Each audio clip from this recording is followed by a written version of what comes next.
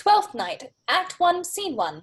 At his court, Orsino, sick in love for the Lady Olivia, learns from his messenger that she is grieving for her dead brother, and refuses to be seen for 7 years. Scene 1. Enter Orsino, Duke of Illyria, Curio, and the other lords, with musicians playing.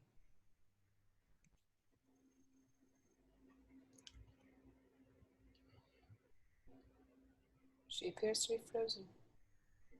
She's frozen. Sarah. Cool. Go for it, Timmy.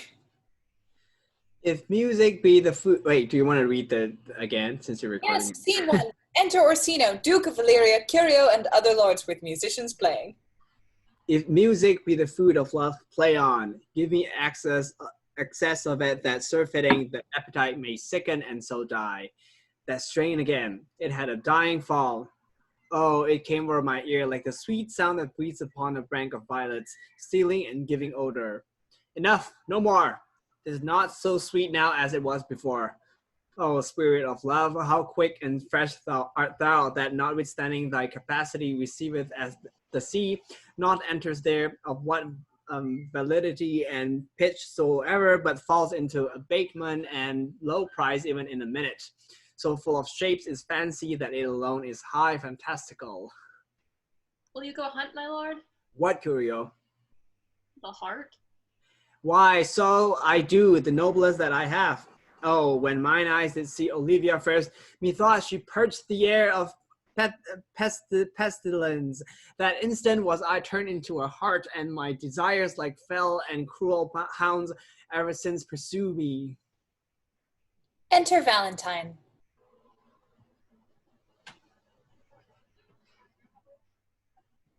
How now? What news from her?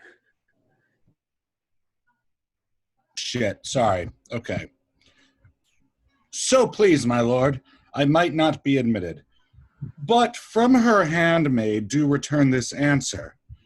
The element itself, till 7 years' heat, shall not behold her face at ample view.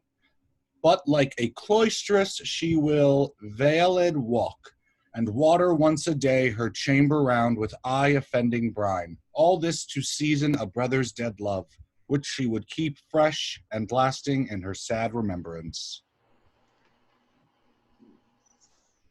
Is she still frozen?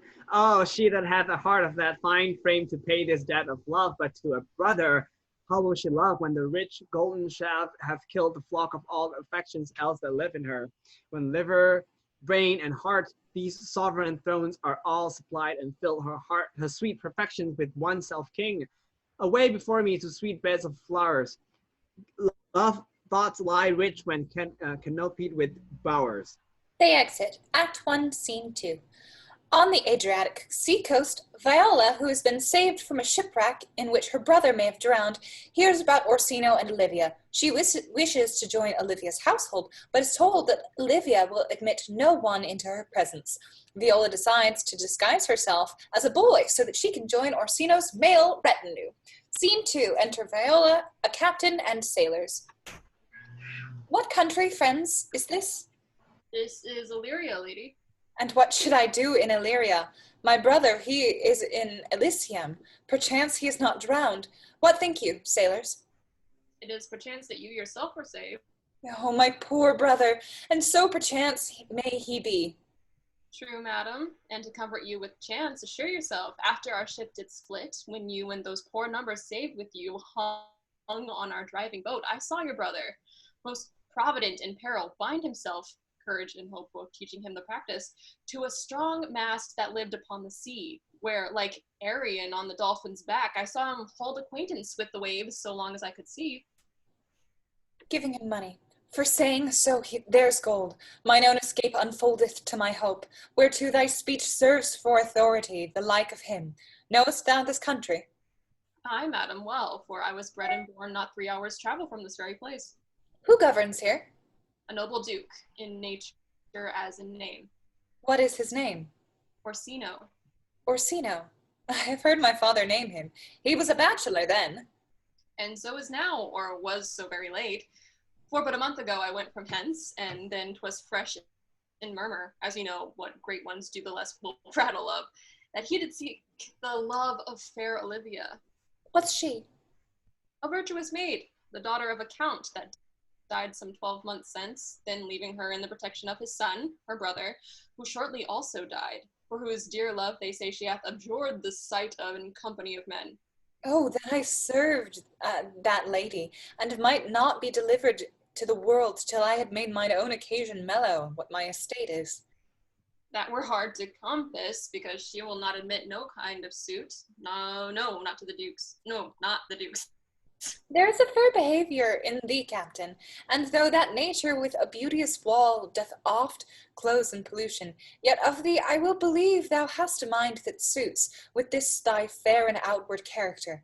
I prithee, and I'll pay thee bounteously, conceal me what I am, and be my aid for such disguise as haply shall become the form of my intent. I'll serve this duke.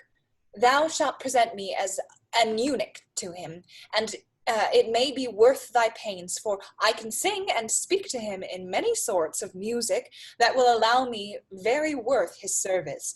What else may hap, to time I will commit, only shape thou thy silence to my wit. Be you his eunuch, and your mute I'll be. When my tongue blabs, then let mine eyes not see. I thank thee. Lead me on. They exit. Act 3, Scene 1. At the estate of Lady Olivia, Sir Toby Belch, Olivia's kinsman, has brought in Sir Andrew Aguecheek to be her suitor. Maria, Olivia's lady-in-waiting, says that Andrew is a fool, and Andrew himself doubts his ability to win Olivia, but Toby encourages him to woo her. Scene 3 enters Sir Toby and Maria.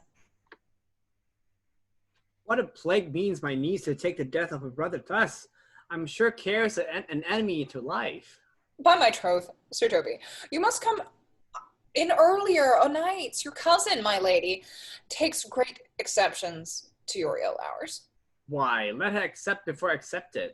Aye, but you must confine yourself within the modest limits of order. Confine? I'll confine myself no finer than I am. These clothes are good enough to drink in, and so be these boots too.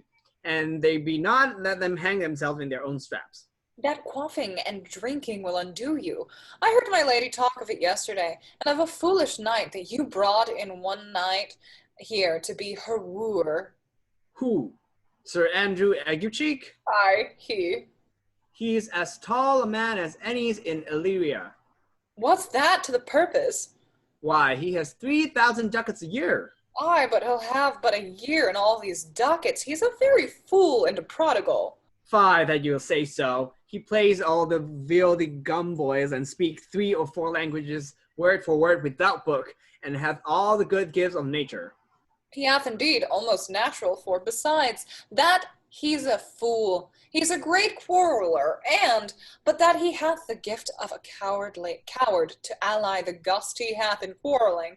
'Tis thought among the prudent that he would quickly have the gift of a grave. By this hand they are scoundrels and subtractors to say that of him. Who are they? They add, moreover, he's drunk nightly in your company.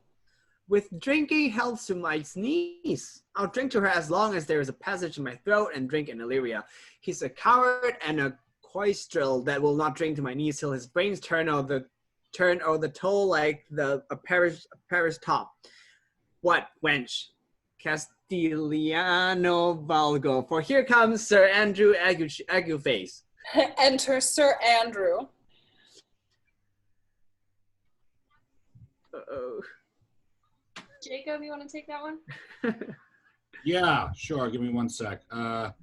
Shit. What line? 44. What? 44. Okay.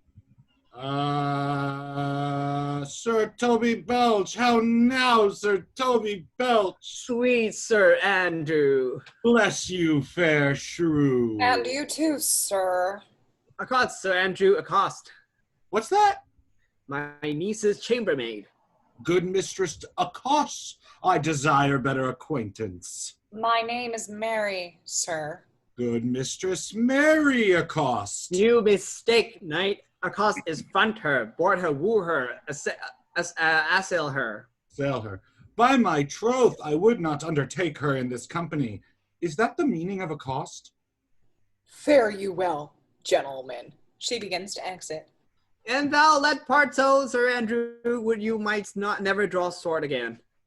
And you part so, mistress. I would I might never draw sword again. Fair lady, do you think you have fools in hand? Sir, I have not but you by the hand. Marry, but you shall have, and here's my hand. He offers his hand, taking his hand. Now, sir, thought is free, I pray you. Bring your hand to the buttery bar and let it drink. Wherefore, sweetheart? What's your metaphor? It's dry, sir. Why, I think so. I am not such an ass, but I can keep my hand dry. But what's your jest? A dry jest, sir. Are you full of them? Aye, sir, I have them at the fingers' ends. Mary, now I let go your hand. I am barren. Maria exits. Oh, knight, thou lackest a cup of canary. When did I see thee so put down? Never in your life, I think, unless you see canary put me down. Methinks sometimes I have no more wit than a Christian or an ordinary man has. But I am a great eater of beef, and I believe that does harm to my wit. No question. And I thought that. I'd forswear it. I'll ride home tomorrow, Sir Toby. Pourquoi, my dear knight? What is pourquoi? Do or not do. I would I had bestowed that time in the tongues that I have in fencing, dancing, and bear baiting. Oh, had I but followed the arts. Then hadst thou an excellent head of hair. Why? Would that have mended my hair? Past question, for thou seest it will not curl by nature. But it becomes me well enough, does't not? Excellent. It hangs like flax on a distaff, and I hope to see a huswife take thee between her legs and spin it off. Faith, I'll home tomorrow, Sir Toby. Your niece will not be seen, or if she be, it's 4-1 she'll none of me. The Count himself here hard by woos her. She'll none of the Count. She'll not match above a degree, neither in estate years or wit, nor width. I have heard her swear. Tut, there's life in it, man. I'll stay a month longer. I am a fellow of the strangest mind in the world. I delight in masks and revels sometimes together. Art thou good at these kick swashes, knight? As any man in Illyria, whatsoever he be, under the degree of my betters, and yet I will not compare with an old man. What is thy excellence in a galliard, knight? Faith, I can cut a caper. And I can cut the mutton to it. And I think I have the back trick simply as strong as any man in Illyria. Wherefore are these things hid? Wherefore have these gifts occurred before me? Are they like to take dust like Mistress Mall's picture? Why dost thou not go to church in a galliard and come home in a coranto? My very walk should be a jig. I would not so much as make water, but in a syncopace. What dost thou mean? Is it a world to hide virtues in? I did think by the excellent constitution of thy leg it was formed under the star of the galliard. Aye, 'tis strong, and it does indifferent well in a dun-colored stock. Shall we set about some revels? What shall we do else? Were we not born under Taurus? Taurus, that's sides and heart. No, sir, it is legs and thighs. Let me see the caper. Sir Andrew dances. Ha, higher! Ha, ha! Excellent! They exit. Act 1, Scene 4. At Orsina's court, Viola, disguised as a page and calling herself Cesario, has gained the trust of Orsino, who decides to send her to woo Olivia for him. Viola confides to the audience that she loves Orsino herself. Scene 4. Enter Valentine and Viola in man's attire as Cesario. If the Duke continue these favors towards you, Cesario, you are like to be much advanced. He hath known you but 3 days, and already you are no stranger. just muted myself. Oh my goodness. You either fear his humor or my negligence, that you call in question the continuance of his love.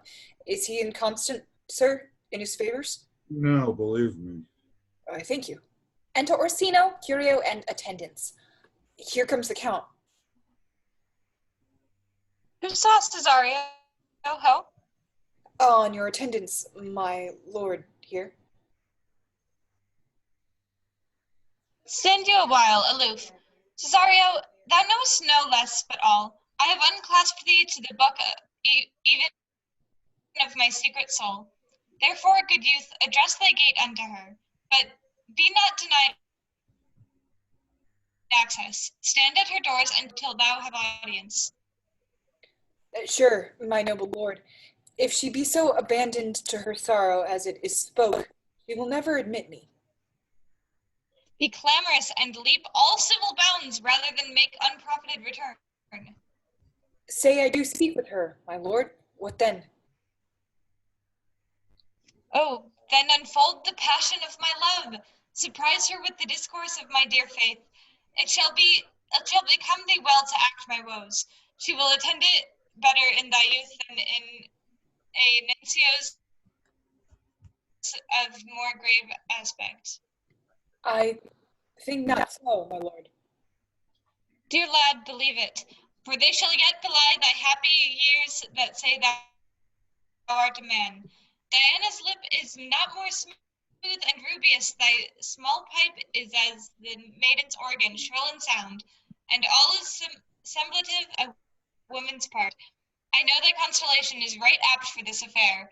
Some 4 or 5 attend him, all if you will, for I myself am best when least in company.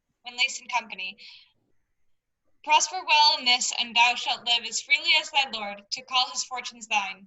I'll do my best to woo your lady. Yet a barful strife, whoe'er I woo myself would be his wife. They exit. Act 1, Scene 5. Viola, in her disguise as Cesario, appears at Olivia's estate.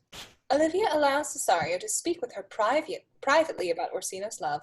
As Cesario presents Orsino's love suit, Olivia falls in love with Cesario and sends her steward, Malvolio, after Cesario with ring.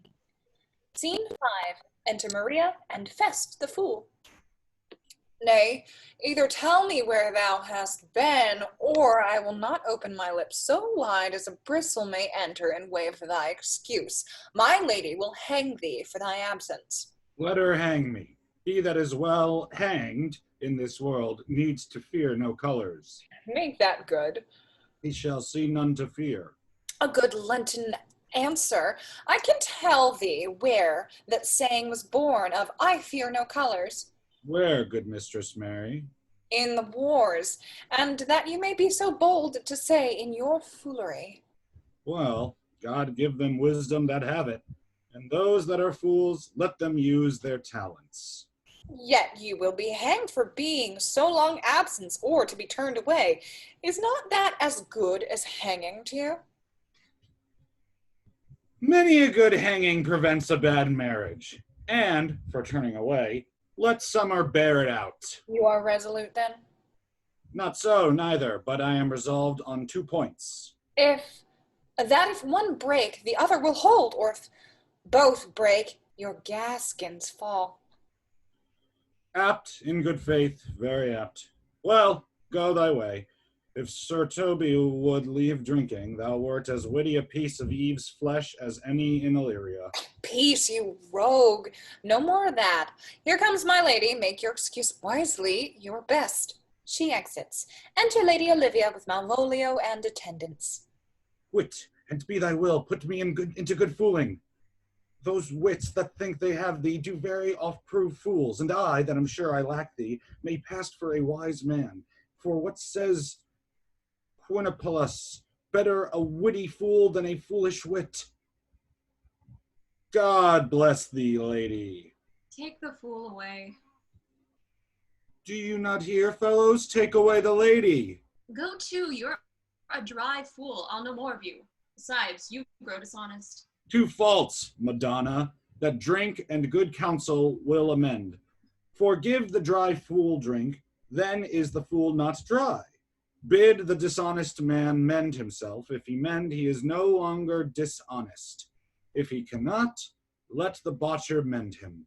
Anything that's mended is but patched. Virtue that transgresses is but patched with sin, and sin that amends is but patched with virtue.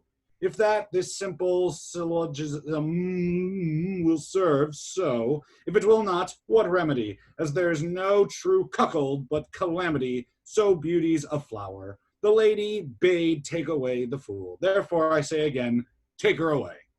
Sir, I bade them take away you.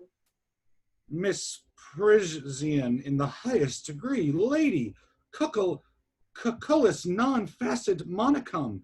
That's as much to say as I wear not motley in my brain. Good Madonna, give me leave to prove you a fool. Can you do it? Dexterously, good Madonna. Make your proof. I must catechize you for it, Madonna. Good, my mouse of virtue, answer me. Well, sir, for want of other idleness, I'll abide your proof. Good Madonna, why mournest thou? Good fool, for my brother's death. I think his soul is in hell, Madonna. I know his soul is in heaven, fool. The more fool, Madonna, to mourn for your brother's soul being in heaven. Take away the fool, gentlemen. What think you of this fool, Malvolio? Doth he not mend? Yes, and shall do till the pangs of death shake him. Yes, and shall do till the pangs of death shake him. Infirmity that in case the wise doth ever make the better fool. Go send you, sir, a speedy infirmity for the better increasing your folly. Sir Toby will be sworn that I am no fox, but he will not pass his word for 2 pence that you are no fool. How say you to that, Malvolio? I marvel your ladyship takes delight in such a barren rascal. I saw him put down the other day with an ordinary fool that has no more brain than a stone. Look you now, he's gone out of his guard. He's out of his guard already. Unless you laugh and minister occasion to him, he is gagged. I protest. I take these wise men that crow so at these set of fools no better than the fools zanies. Oh, you are sick of self-love, Malvolio, and taste with a distempered appetite. To be generous, guiltless, and of free disposition is to take those things for bird bolts that you deem cannon bullets. There is no slander in a loud fool, though he do nothing but rail, nor no railing in a known discreet man, though he do nothing but reprove. Now Mercury endue thee with leasing, for thou speakest well of fools. Enter Maria. Madam, there is at the gate a young gentleman that much desires to speak with you. From the Count Orsino, is it? I know not, madam. 'Tis a fair young man and well attended. Who of my people hold him in delay? Sir Toby, madam, your kinsman. Touch him off, I pray you. He speaks nothing but madmen. Fie on him. Maria exits. Go you, Malvolio. If it be a suit from the Count, I am sick, or not at home. What you will, to dismiss it. Malvolio exits. Now you see, sir, how your fooling grows old and people dislike it. Thou hast spoke for us, Madonna, as if thy eldest son should be a fool, whose skull Jove cram with brains, for, here he comes, one of thy kin has a most weak pia mater. Enter Sir Toby. By mine honor, half drunk. What is he that at the gate, cousin? A gentleman. A gentleman? What gentleman? 'Tis a gentleman here, a plague all these pickle herring. How now, sot? Good Sir Toby. Cousin, how have you come so early by this lethargy? Lechery? I defy lechery. There is one at the gate. Ay, Mary, what is he?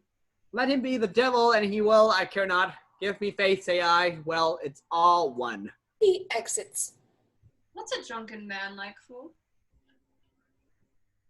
Like a drowned man, a fool, and a madman. One draught above heat makes him a fool, the second mads him, and a third drowns him. Go thou and seek the crowner, and let him sit on my cuz, for he's in the 3rd degree of drink.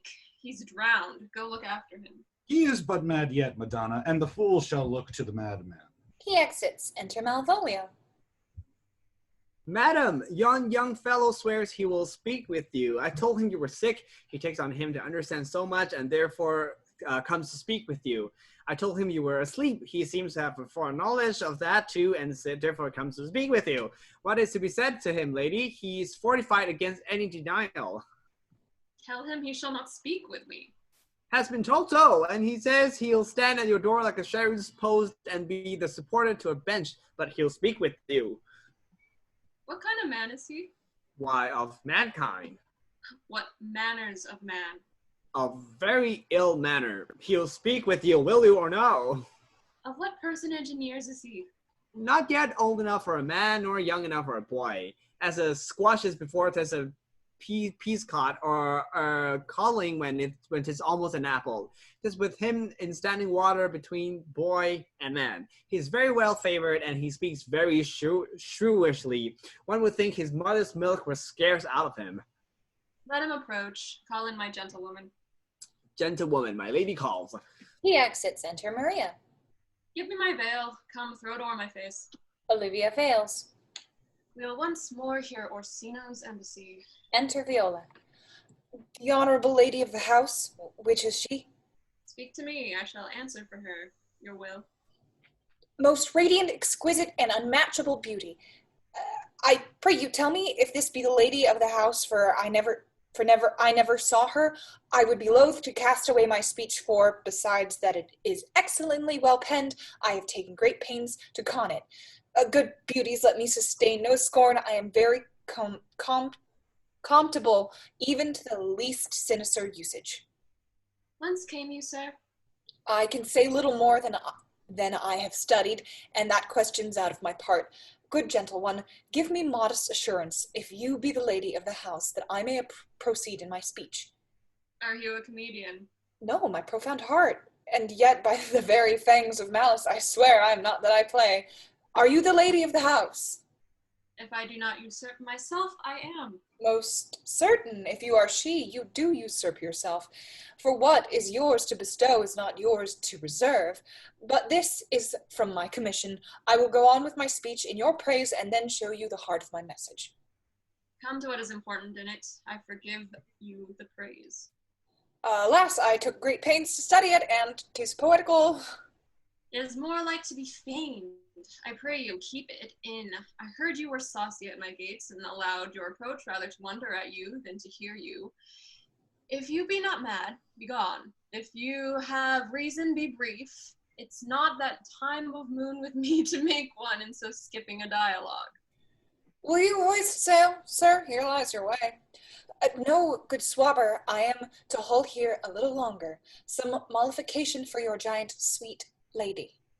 Tell me your mind. I am a messenger.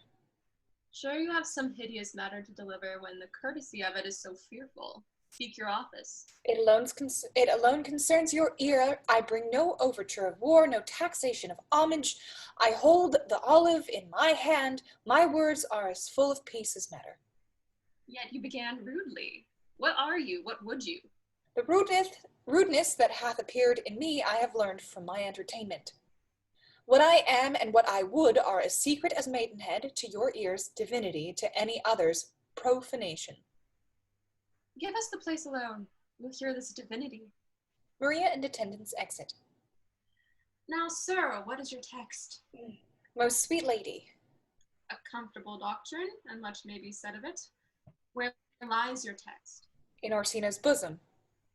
In his bosom? In what chapter of his bosom? To answer by the method in the first of his heart.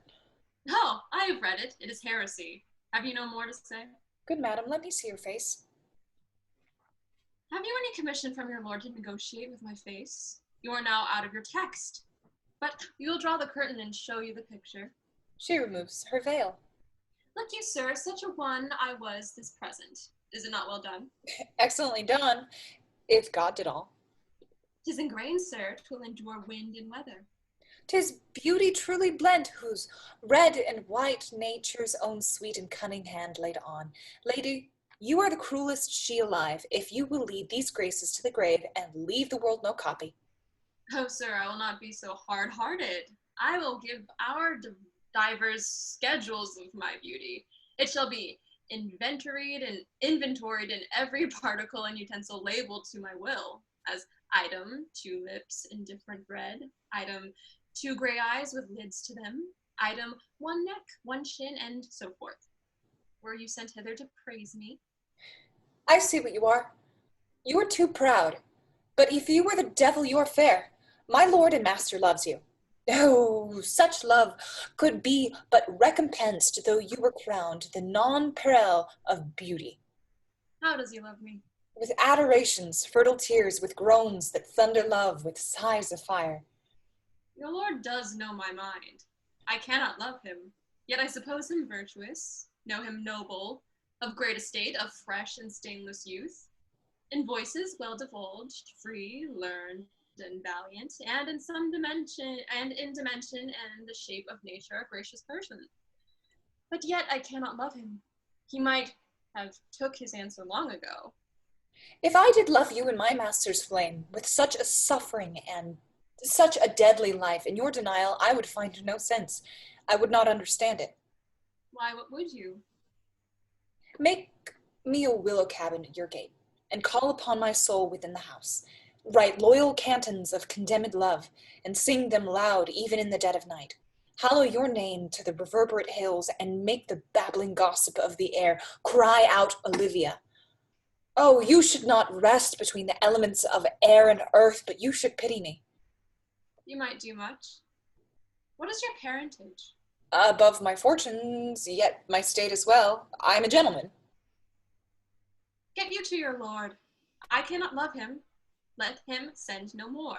Unless, perchance, you come to me again to tell how he takes it. Fare you well. I thank you for your pains. Spend this for me. She offers money. I am no fee post. Lady, keep your purse. My master, not myself, lacks recompense. Love will make his heart of flint that you shall love, and let your fervor, like my master's, be placed in contempt. Farewell, fair cruelty. She exits. What is your parentage? Above my fortunes, show my state as well. I am a gentleman. I'll be sworn thou art. Thy tongue, thy face, thy limbs, actions, and spirit do give thee 5-fold blazon. Not too fast, soft. Unless the master were the man. How now? Even so quickly may one catch the plague? Methinks I feel this youth's perfections with invisible and subtle stealth to creep in at mine eyes. Let it be. What ho, Malvolio? Enter Malvolio. Here, madam, at your service. Run after that same peevish messenger, the county's man.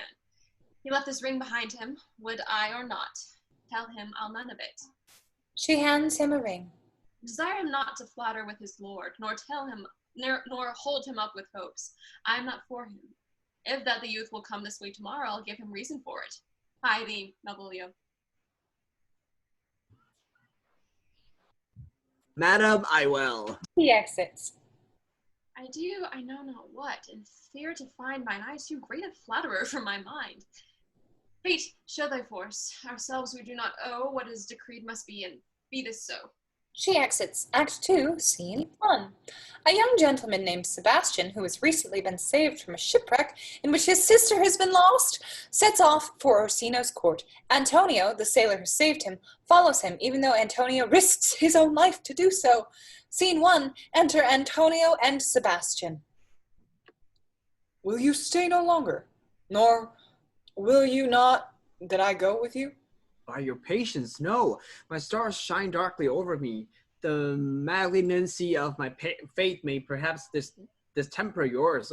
Therefore I shall crave of you your leave that I may bear my evils alone.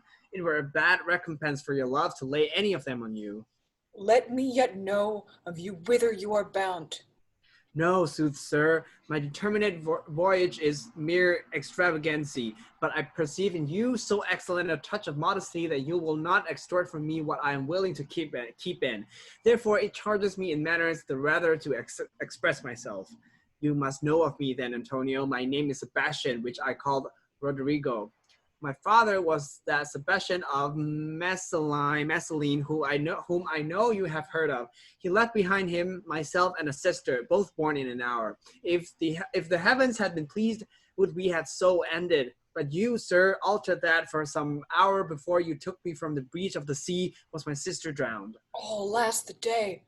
A lady, sir, though it was said she much resembled me, was yet of many accounted beautiful. But though I could not with such estimable wonder overfair believe that, yet thus far I will boldly publish her. She bore a mind that the envy could not but call fair. She is drowned already, sir, with salt water, though I seem to drown her remembrance again with more. Pardon me, sir. Your bad entertainment. Good Antonio, forgive me your trouble. If you will not murder me for my love, let me be your servant. If you will not undo what you have done, that is, kill him whom you have recovered, desire it not. Fare you well at once. My bosom is full of kindness, and I am yet so near the manners of my mother that upon the least occasion more, mine eyes will tell tales of me. I am bound to the Count Orsino's court. Farewell. He exits. The gentleness of all the gods go with thee. I have many enemies in Orsino's court, else would I very shortly see thee there. But come what may, I do adore thee so, that danger shall seem sport. I will go. He exits. Act 2, Scene 2. Malvolio finds the disguised Viola and returns the ring. Viola, alone, realizes that Olivia has fallen in love with Cesario and understands that Orsino, Olivia, and Viola/Cesario are now in a love triangle that she is helpless to resolve. Scene 2. Enter Viola and Malvolio at several doors. Were you not even now with the Countess Olivia? Even now, sir, on a moderate pace, I have since arrived, but hither. She returns this ring to you, sir. You might have saved me my pains to have taken it away yourself. She adds, moreover, that you should put your lord into a desperate assurance she will none of him. And one thing more, that you would be never so hearty to come again in his affairs unless it be to report your lord's taking of this. Receive it so. She took the ring of me, I'll none of it. Come, sir, you peevishly threw it to her, and she will, should be so return. He throws down the ring. If it be worth stooping for, there it lies in your eye. If not, be it his that finds it. He exits. I left no ring with her. What means this lady? She picks up the ring. Fortune forbid my outside have not charmed her. She made good view of me. Indeed, so much that methought her eyes had lost her tongue, for she did speak and starts distractedly. Oh, she loves me. Sure, the cunning of her passion invites me in this churlish messenger. None of my lord's ring? Why, he sent her none. I am the man. If it be so as 'tis, poor lady, she were better love a dream. Ooh, disguise, I see thou art a wickedness, wherein the pregnant enemy does much. How easy is it for the proper false in woman's waxen heart to set their forms? Alas, our frailty is the cause, not we. For as much as we are made of, such we be. How will this fadge? My master loves her dearly, and I, poor monster, fond as much on him, and she mistaken seems to dote on me. What will become of this? As I am a man, my state is desperate for my master's love. As I am a woman, now alas the day, what thriftless sighs shall poor Olivia breathe? Oh, time, thou must untangle this, not I. It is too hard a knot for me to untie. She exits. Act 2, Scene 3. At Olivia's estate, Toby, Andrew, and the fool hold a late-night party. Maria comes in to quiet them, followed by Malvolio, who orders them to behave or be dismissed from the house. In retaliation, Mariah, plots to trap Malvolio with a forged letter that will persuade him that Olivia loves him. Scene 3. Enter Sir Toby and Sir Andrew. Approach, Sir Andrew. Not to be a bed after midnight is to be up betimes, and deluculo surgere, thou knowest the... Nay, by my troth I know not, but I know to be up late is to be up late. A false conclusion.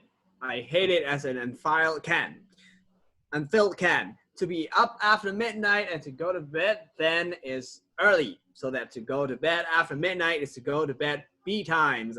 Does not our lives consist of the four elements? Faith, so they say, but I think it rather consists of eating and drinking. Thou art a scholar. Let us therefore eat and drink. Marianne, I say, a stoup of wine. Enter Fest the Fool. Here comes the fool of Faith.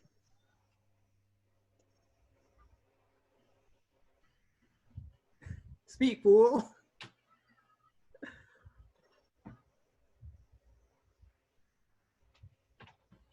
Oh, he says be right back. I'm here. Okay. Sorry, guys. What line? 16. How now, my hearts? Did you never see the picture of we three? Welcome, as now let's have a catch. By my troth, the fool has an excellent breast. I had rather than 40 shillings I had such a leg, and so sweet a breath to sing as the fool has. In sooth, thou wast in very gracious fooling last night, when thou spokest of Pigrogravitus of the Vapians, passing the equinoctial of Quibus. 'Twas very good, faith. I sent thee sixpence for thy layman. Hadst it? I did impeticus thy gratility, for Malvolio's nose is no whipstock. My lady has a white hand, and the myrmidons are no battle ale houses. Excellent. Why, this is the best fooling when all is done. Now a song. Giving money to the fool. Come on, there is sixpence for you. Let's have a song. Giving money to the fool. There's the testril of me too. If one night giving. Would you have a love song or a song of good life? A love song, a love song. I care not for good life. Oh, mistress mine, where are you roaming? Oh, stand here, your true love's coming, that can sing both high and low, trip no further, pretty sweeting. Journeys end in lovers' meeting, every wise man's son doth know. Excellent good, faith. Good, good. What is love? 'Tis not hereafter. Present mirth hath present laughter. What's to come is still unsure. In delay there lies no plenty. Then come, kiss me, sweet and 20. Youth's a stuff will not endure. A mellifluous voice, as I am true knight. A contagious breath. Very sweet and contagious of faith. To hear by the nose, it is dulcet and contagion. But shall we make the welkin dance instead? Dance indeed. Shall we rouse the night owl in a catch that will draw 3 souls out of 1 weaver? Shall we do that? And you love me, let's do it. I am a dog at a catch. Fire lady, sir, and some dogs will catch well. Most certain. Let our catch be, thou knave. Hold thy peace, thou knave. Knight, I shall be constrained in't to call thee knave, knight. 'Tis not the first time I have constrained one to call me knave. Begin, fool. It begins, hold thy peace. I shall never begin if I hold my peace. Good, faith. Come, begin. Catch sung. Enter Maria. What a caterwauling do you keep here? If my lady have not called up her steward Malvolio and bid him turn you out of doors, never trust me. My lady's a Catalan. We are politicians. Malvolio's a Pacaramzi, and 3 merry men be we. Am I not consanguineous? Am I not of her blood? Tilly, lady, there dwelt a man in Babylon, lady. Beshrew me, the knight's in admirable fooling. Aye, he does well enough if he be disposed, and so do I too. He does it with a better grace, but I do it more natural. Oh, the 12th day of December. For the love of God, peace! Enter My, Malvolio. my masters, are you mad or what are you? Have you no wit manners or nor an honesty but to gabble like tinkers at this time of night? Do you make an alehouse of my lady's house that you squeak out your causier's catches without any mitigation or remorse of voice? Is there no respect of place, persons, nor time in you? We did keep time, sir, in our catches. Snag up! Sir Toby, I must be round with you. My lady bade me tell you that, though she harbors you as her kinsman, she is nothing allied to your disorders.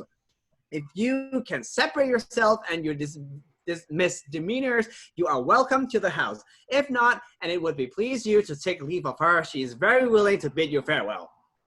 Farewell, dear heart, since I must needs be gone. Yay, good Sir Toby. His eyes to show his days are almost done. It's even so, but I will never die.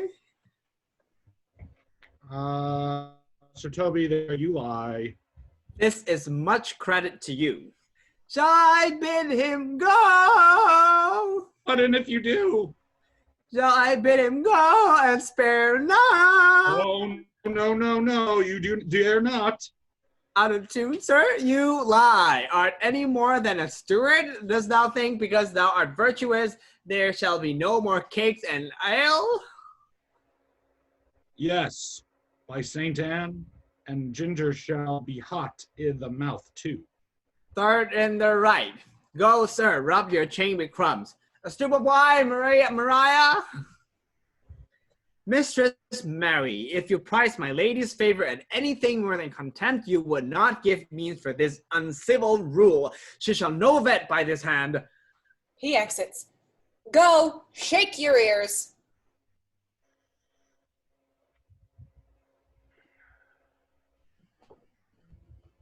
Andrew?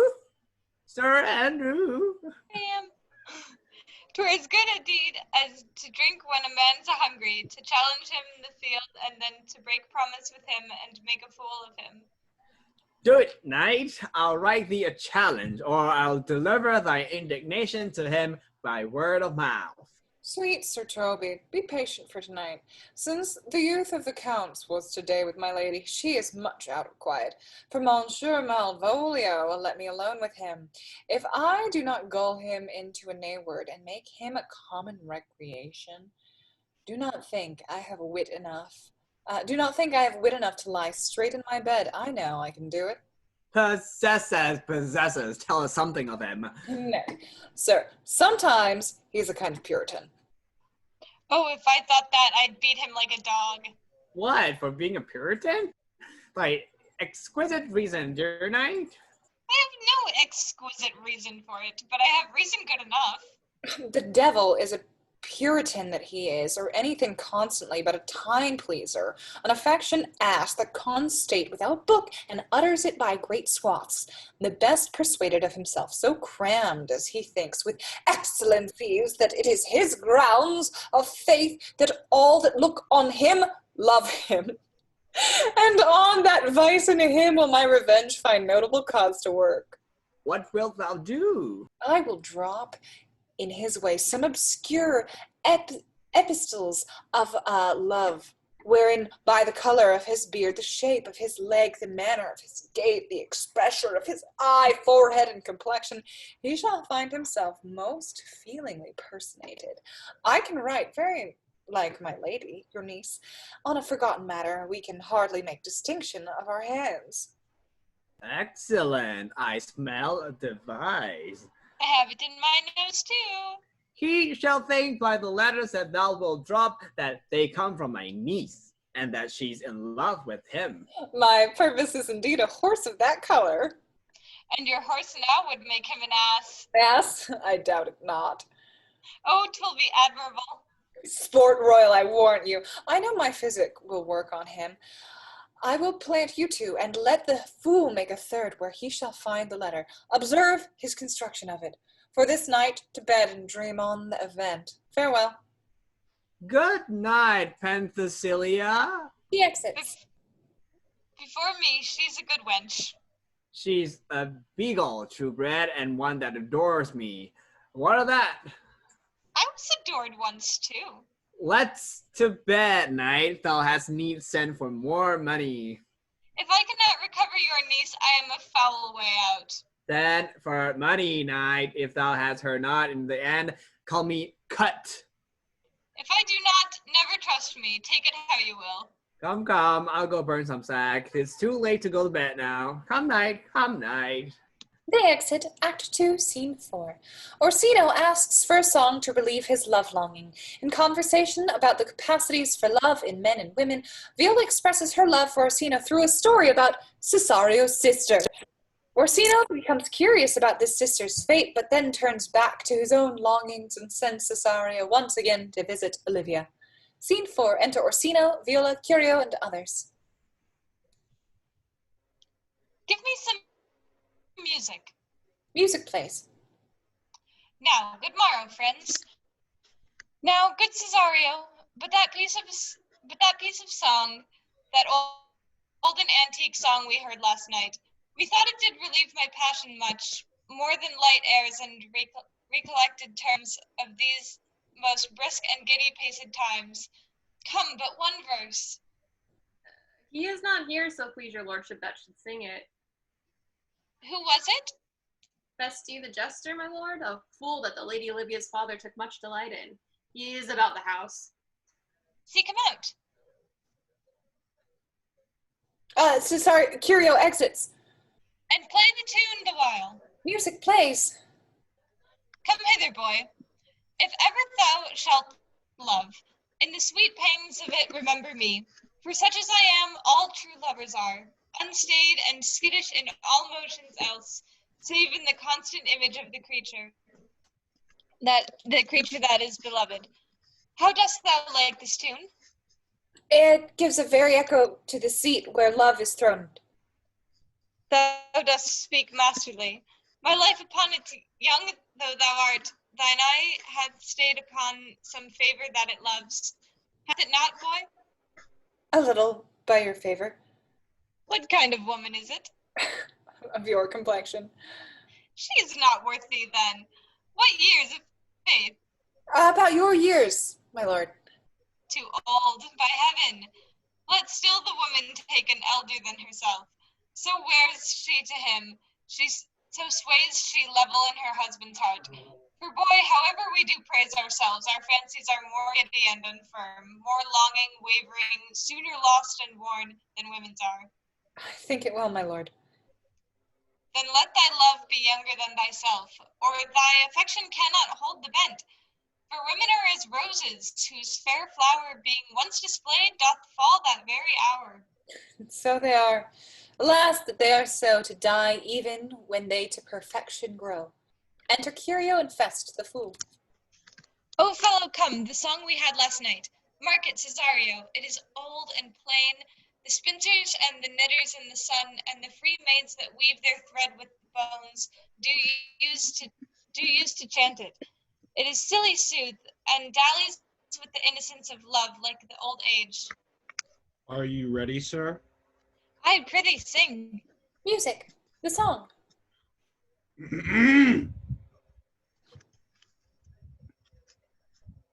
Come away, death, and in sad cypress let me be laid.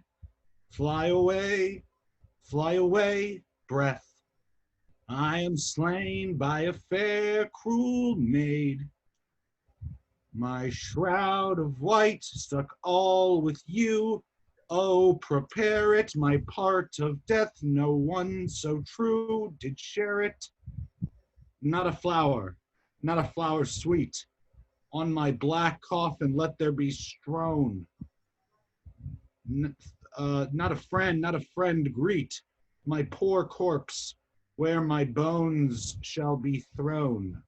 1,000 sighs to save. Lay me, oh where, said true lover, never find my grave to weep there.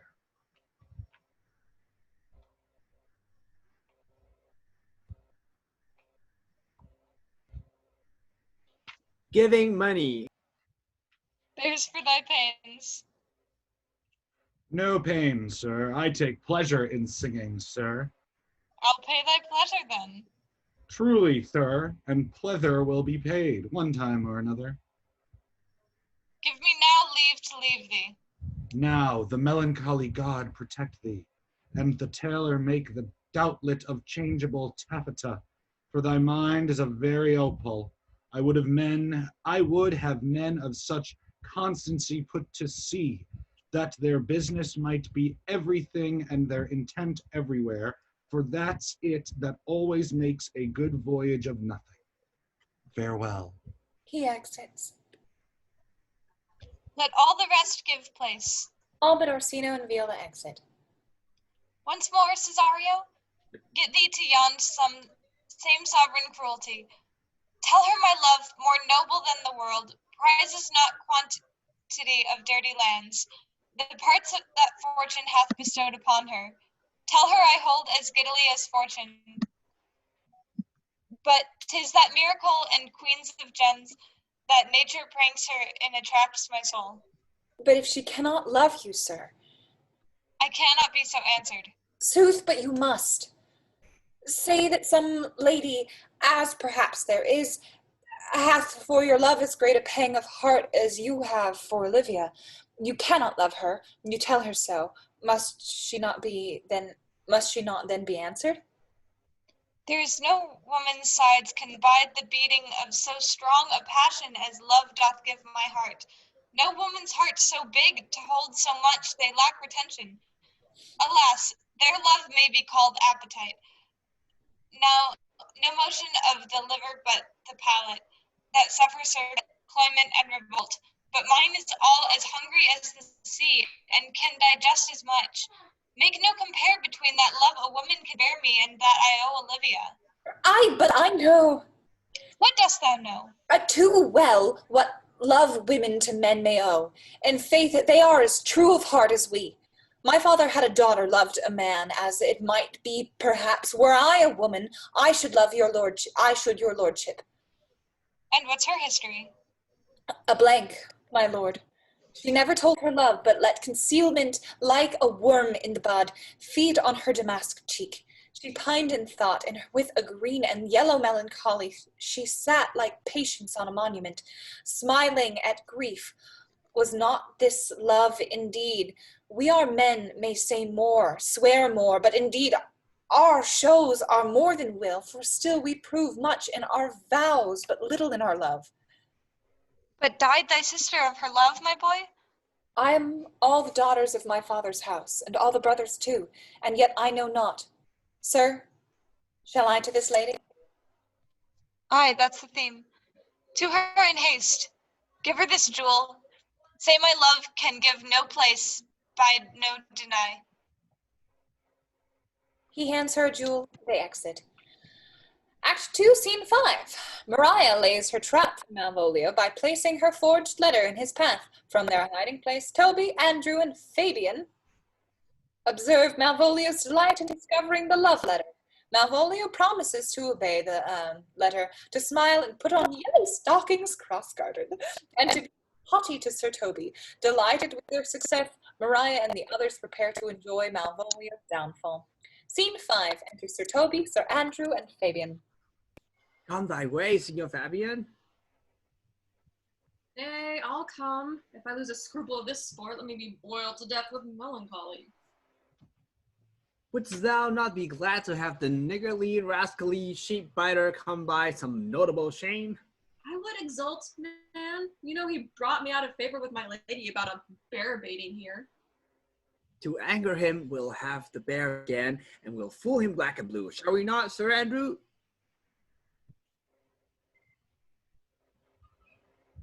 And we do not. It is pity of our lives.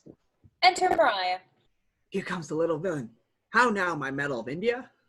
Get you all three into the box tree. Malvolio's coming down this walk. He's been yonder in the sun practicing behavior to his own shadow this half hour. Observe him, for the love of mockery, for I know this letter will make a contemplative idiot of him. Close in the name of jesting. They hide. Lie thou there. putting down the letter. For here comes the trout that must be caught with tickling. She exits. Enter Malvolio. 'Tis but fortune, all is fortune. Maria once told me she did affect me, and I have heard herself come thus near, and that should she fancy, it should be one of my complexion. Besides, she uses me with more exalted respect than anyone else that follows her. What should I think on it? Here's an overweening rogue. Oh, peace. Contemplation makes a rare turkey cock of him. How he jets under his advanced plumes. Slight, I could so beat the rogue. Peace, I say. To be Count Malvolio. Ah, rogue! Pistol him! Pistol him! Peace, peace! There is example for it. The lady of the statue married the yeoman of the wardrobe. Fie on him, Jezebel! Oh, peace. Now he's deeply in. Look how imagination blows him. Having been 3 months married to her, setting my state, oh, for a stone bow to hit him in the eye, calling my officers about me in my branched velvet gown, having come from a daybed where I have left Olivia sleeping, fire and brimstone. Oh, peace, peace. And then to have the humor of state, and after a demure travel of regard, telling them I know my place as I would they should do theirs, to ask my kinsman Toby bolts and shekels. Oh, peace, peace, peace. Now. 7 of my people with an obedient start make out for him. I frown the while and perchance wind up my watch or play with some rich jewel. Toby approaches, curtsies there to me. Shall this fellow live? Though our silence be drawn from us with cars, yet peace. I extend my hand to him, thus quenching my familiar smile with an austere regard of control. And does not Toby take you a blow off the lips then? Saying, Cousin Toby, my fortunes, having cast me on your knees, give me this prerogative of speech. What? You must amend your drunkenness. I'll scab. Nay, patience, or we break the sinews of our plot. Besides, you waste the treasure of your time with a foolish knight. That's me, I warn you. One Sir Andrew. I knew 'twas I, for many do call me fool.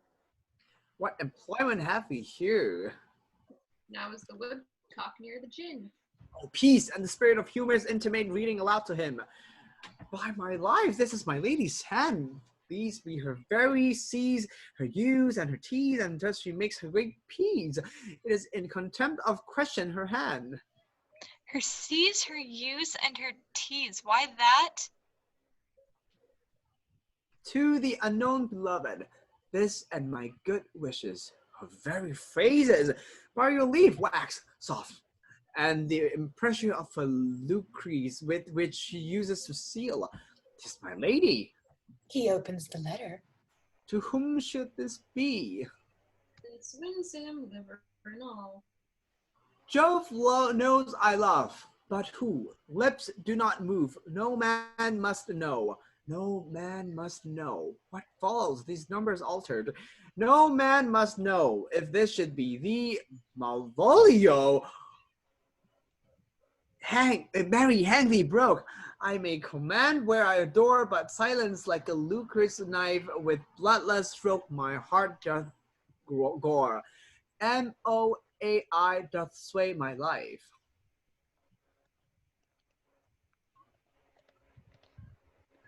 Fustian riddle.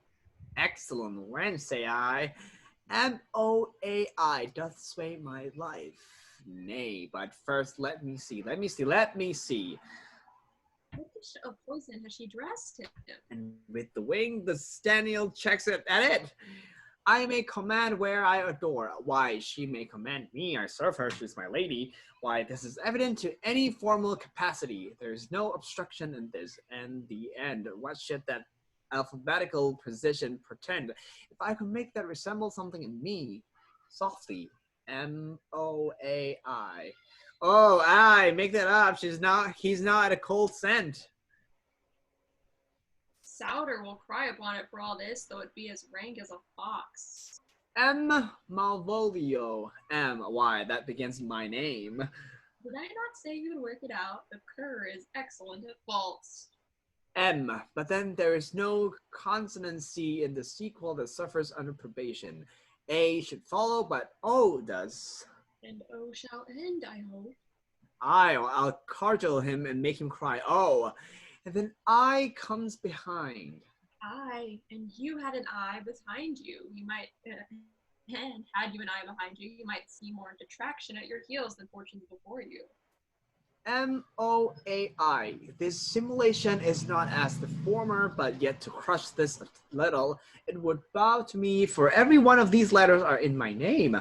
Soft, here follows prose. If this fall into thy hand revolve, in my stars I am above thee, but be not afraid of greatness. Some are born great, some achieve greatness, and some have greatness thrust upon them. Thy fates open their hands. Let thy blood and spirit embrace them, and to inure thyself to what thou art like to be, cast thy humble sloth and appear fresh. Be opposite with a kinsman, surly with servants. Let thy tongue tang arguments of taste, but put thyself into the trick of singularity. She thus advises thee that sighs for thee. Remember who commended thy yellow stockings and wished to see thee ever cross-gartered. I say, remember, go to, thou art made, if thou desirest to be so. If not, let me see thee a steward still, the fellow of servants, and not worthy to touch fortune's fingers. Farewell, she that would alter services with thee, the fortunate unhappy.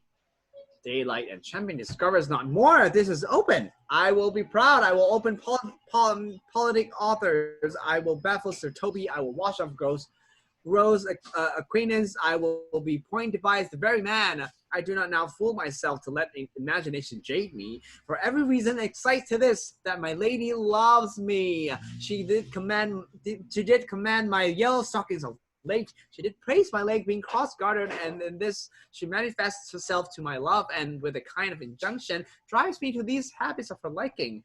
I thank my stars I am happy. I will be strange, stout in yellow stockings and cross-gartered, even with the swiftness of putting on.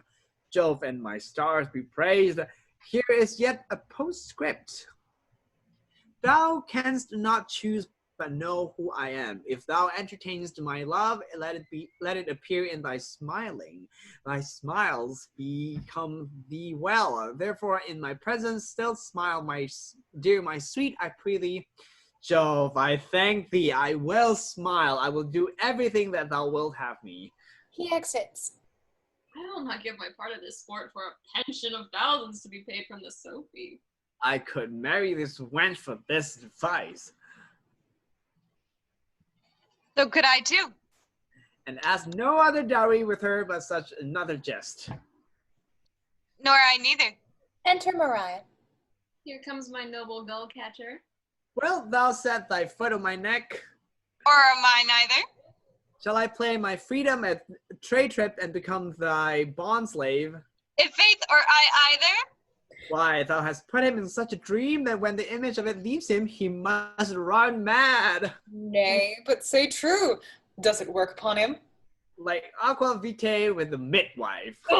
If you will then see the fruits of this sport, mark his first approach before my lady. He will come to her in yellow stockings, and 'tis a color she abhors, and cross-gartered, a fashion she detests, and he will smile upon her, which will now be so unsuitable to her disposition, being addicted to melancholy as she is, that it cannot but turn him into a notable contempt. If you will see it, follow me. To the gates of Totter, thou most excellent devil of wit. I'll make one too. They exit. Act 3, Scene 1.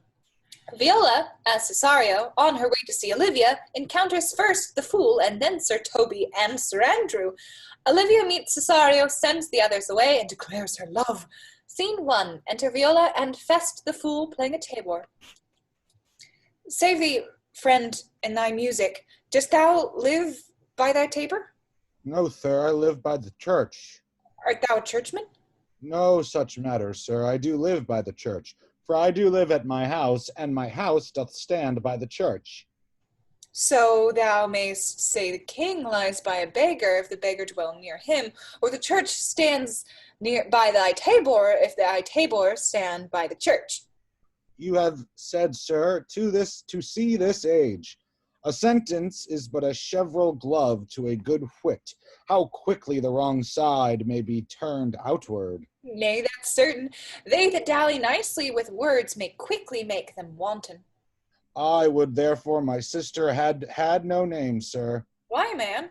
Why, sir, her name's a word, and to dally with that word might make my sister wanton. But, indeed, words are very rascals, since bonds disgraced them. By reason, man? Troth, sir, I can yield you none without words, and words are grown so false I am loath to prove reason with them. I warrant thou art a merry fellow, and carest for nothing. Not so, sir. I do care for something, but in my conscience, sir, I do not care for you. If that be to care for nothing, sir, it would make you invisible. Art thou not the Lady Olivia's fool? No, indeed, sir. The Lady Olivia has no folly. She will keep no fool, sir, till she be married. And fools are like husbands, as pilchers are to herrings. The husband's the bigger. I am indeed not her fool, but her corrupter of words. I saw thee late at Count Orsino's. Foolery, sir, does walk about the orb like the sun. It shines everywhere. I would be sorry, sir, but the fool should be as oft with your master as with my mistress. I think I saw your wisdom there. Nay, and thou pass upon me, I'll no more with thee. Hold, there's expenses for thee. Now, Jove, in his next commodity of hair, send thee a beard. By my troth, I'll tell thee, I am almost sick for one, though I would not have it grow on my chin. Is thy lady within? Would not a pair of these have bred, sir? Yes, being kept together and put to use. I would play Lord Pandarus of Phrygia, sir, to bring a Cressida to this Troilus. I understand you, sir. 'Tis well begged. Giving him another coin. The matter, I hope, is not great, sir, begging but a beggar. Cressida was a beggar, my lady is within, sir. I will conster to them whence you come, who you are, and what you would are out of my welkin. I might say element, but the word is overworn. He exits. This fellow is wise enough to play the fool, and to do that well craves a kind of wit. He must observe their mood on whom he jests, the quality of person, and the time, and, like the haggard, check at every feather that comes before his eye. This is a practice as full of labor as a wise man's art, for folly that he wisely shows is fit, but wise men, folly fallen, quite taint their wit. Enter Sir Toby and Andrew. Save you, gentlemen. And you, sir. Devoir garde, monsieur. Et vous aussi, votre serviteur. I hope, sir, you are, and I am yours. Will you encounter their house? My niece is desirous you should enter if your trade to be her. I am bound to your niece, sir. I mean, she is the list of my voyage. Taste your legs, sir. Put them to motion. And my legs do better understand me, sir, than I understand what you mean by bidding me taste my legs. I mean, to go, sir, to enter. I will answer you with gate and entrance, but we are prevented. Enter Olivia and Maria, her gentlewoman. Most excellent, accomplished lady, the heavens raise odors on you. That youth's a rare courtier. Rain odors well. My matter hath no voice, lady, but to your own most pregnant and vouchsafed ear. Odors, pregnant, and vouchsafed. I'll get 'em all three already. Let the garden door be shut and leave me to my hearing. Sir Toby and Sir Andrew and Maria exit. Give me your hand, sir. My duty, madam, and most humble service. What is your name? Cesario is your servant's name, fair princess? My servant, sir. 'Twas never merry world since lowly feigning was called compliment. Your servant to the Count Orsino, youth. And he is yours, and his must needs be yours. Your servant's servant is your servant, madam. For him, I think not on him. For his thoughts, would they were blanks rather than filled with me. Madam, I come to whet your gentle thoughts on his behalf. Well, by your leave, I pray you. I bade you never speak again of him. But would you undertake another suit? I'd rather hear you to solicit that than music from the spheres. Dear lady, Give me leave, I beseech you. I did send, after the last enchantment you did here, a ring in choose of you. So did I abuse myself, my servant, and I fear me you. Under your hard construction must I sit, to force that on you in a shameful cunning which you knew none of yours. What might you think? Have you not set my honor at the stake and baited it with all the unmuzzled thoughts that tyrannous heart can think? To one of your receiving enough is shown. A cypress, not a bosom, hides my heart. So let me hear you speak. I pity you.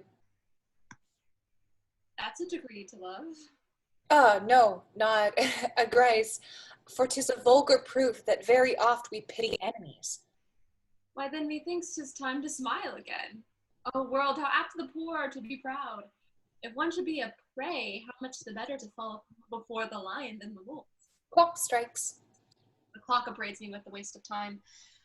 Be not afraid, good youth, I will not have you. And yet when wit and youth is come to harvest, your wife is like to reap a proper man. There lies your way due west. Then westward ho! Grace and good disposition attend your ladyship. You'll nothing, madam, to my lord by me? Stay. I prithee, tell me what thou thinkst of me. That you do think you are not what you are.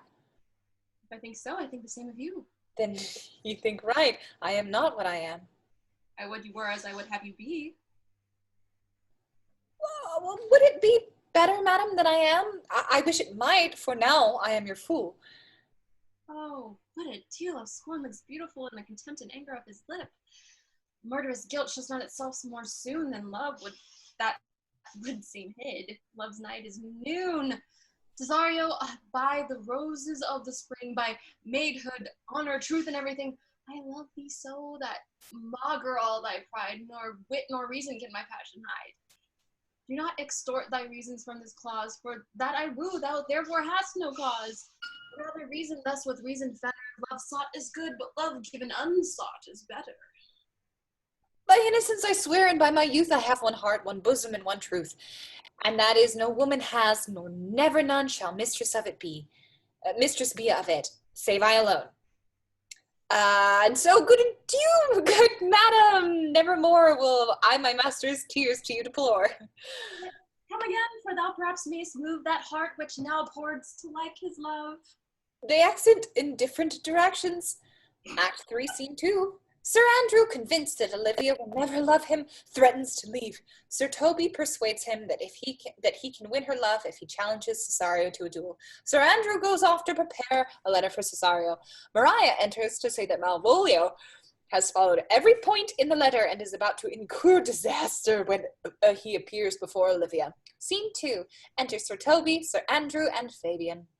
No, Faith, I'll stay not a jot longer. Thy reason, dear Venom, give thy reason. You must needs yield your reason, Sir Andrew. Mary, I saw your niece do more favors to the Count's serving men than ever she bestowed upon me. I saw it to the ordering. Did she see thee the while, oh boy? Tell me that. As plain as I see you now. This was a great argument of love in her toward you. Slight, will you make an ass of me? I'll prove it legitimate, sir, upon the oaths of judgment and reason. And they have been grand jurymen since before Noah was a sailor. She did show favor to the youth in your sight, only to exasperate you, to awake your dormouse valor, to put fire in your heart and brimstone in your liver. You should then have accosted her, and with some excellent jests, fire new from the mint, you should have banged the youth into dumbness. This was looked for at your hand, and this was balked. The double guilt of this opportunity you let time wash off, and you are now sailed into the north of my lady's opinion, where you will hang like an icicle on a Dutchman's beard, unless you do redeem it by some laudable attempt either of valor or policy. And be any way, it must be with valor, for policy I hate. I had his leaf be brownest as a politician. Why, then, build me thy fortunes upon the basis of valor. Challenge me if it comes a youth to fight with him. Hurt him in 11 places. My needs shall take note of it, and assure thyself there is no love broker in the world can more prevail in man's commendation with women than report of valor. There's no way but this, Sir Andrew. Will either of you bear me a challenge to him?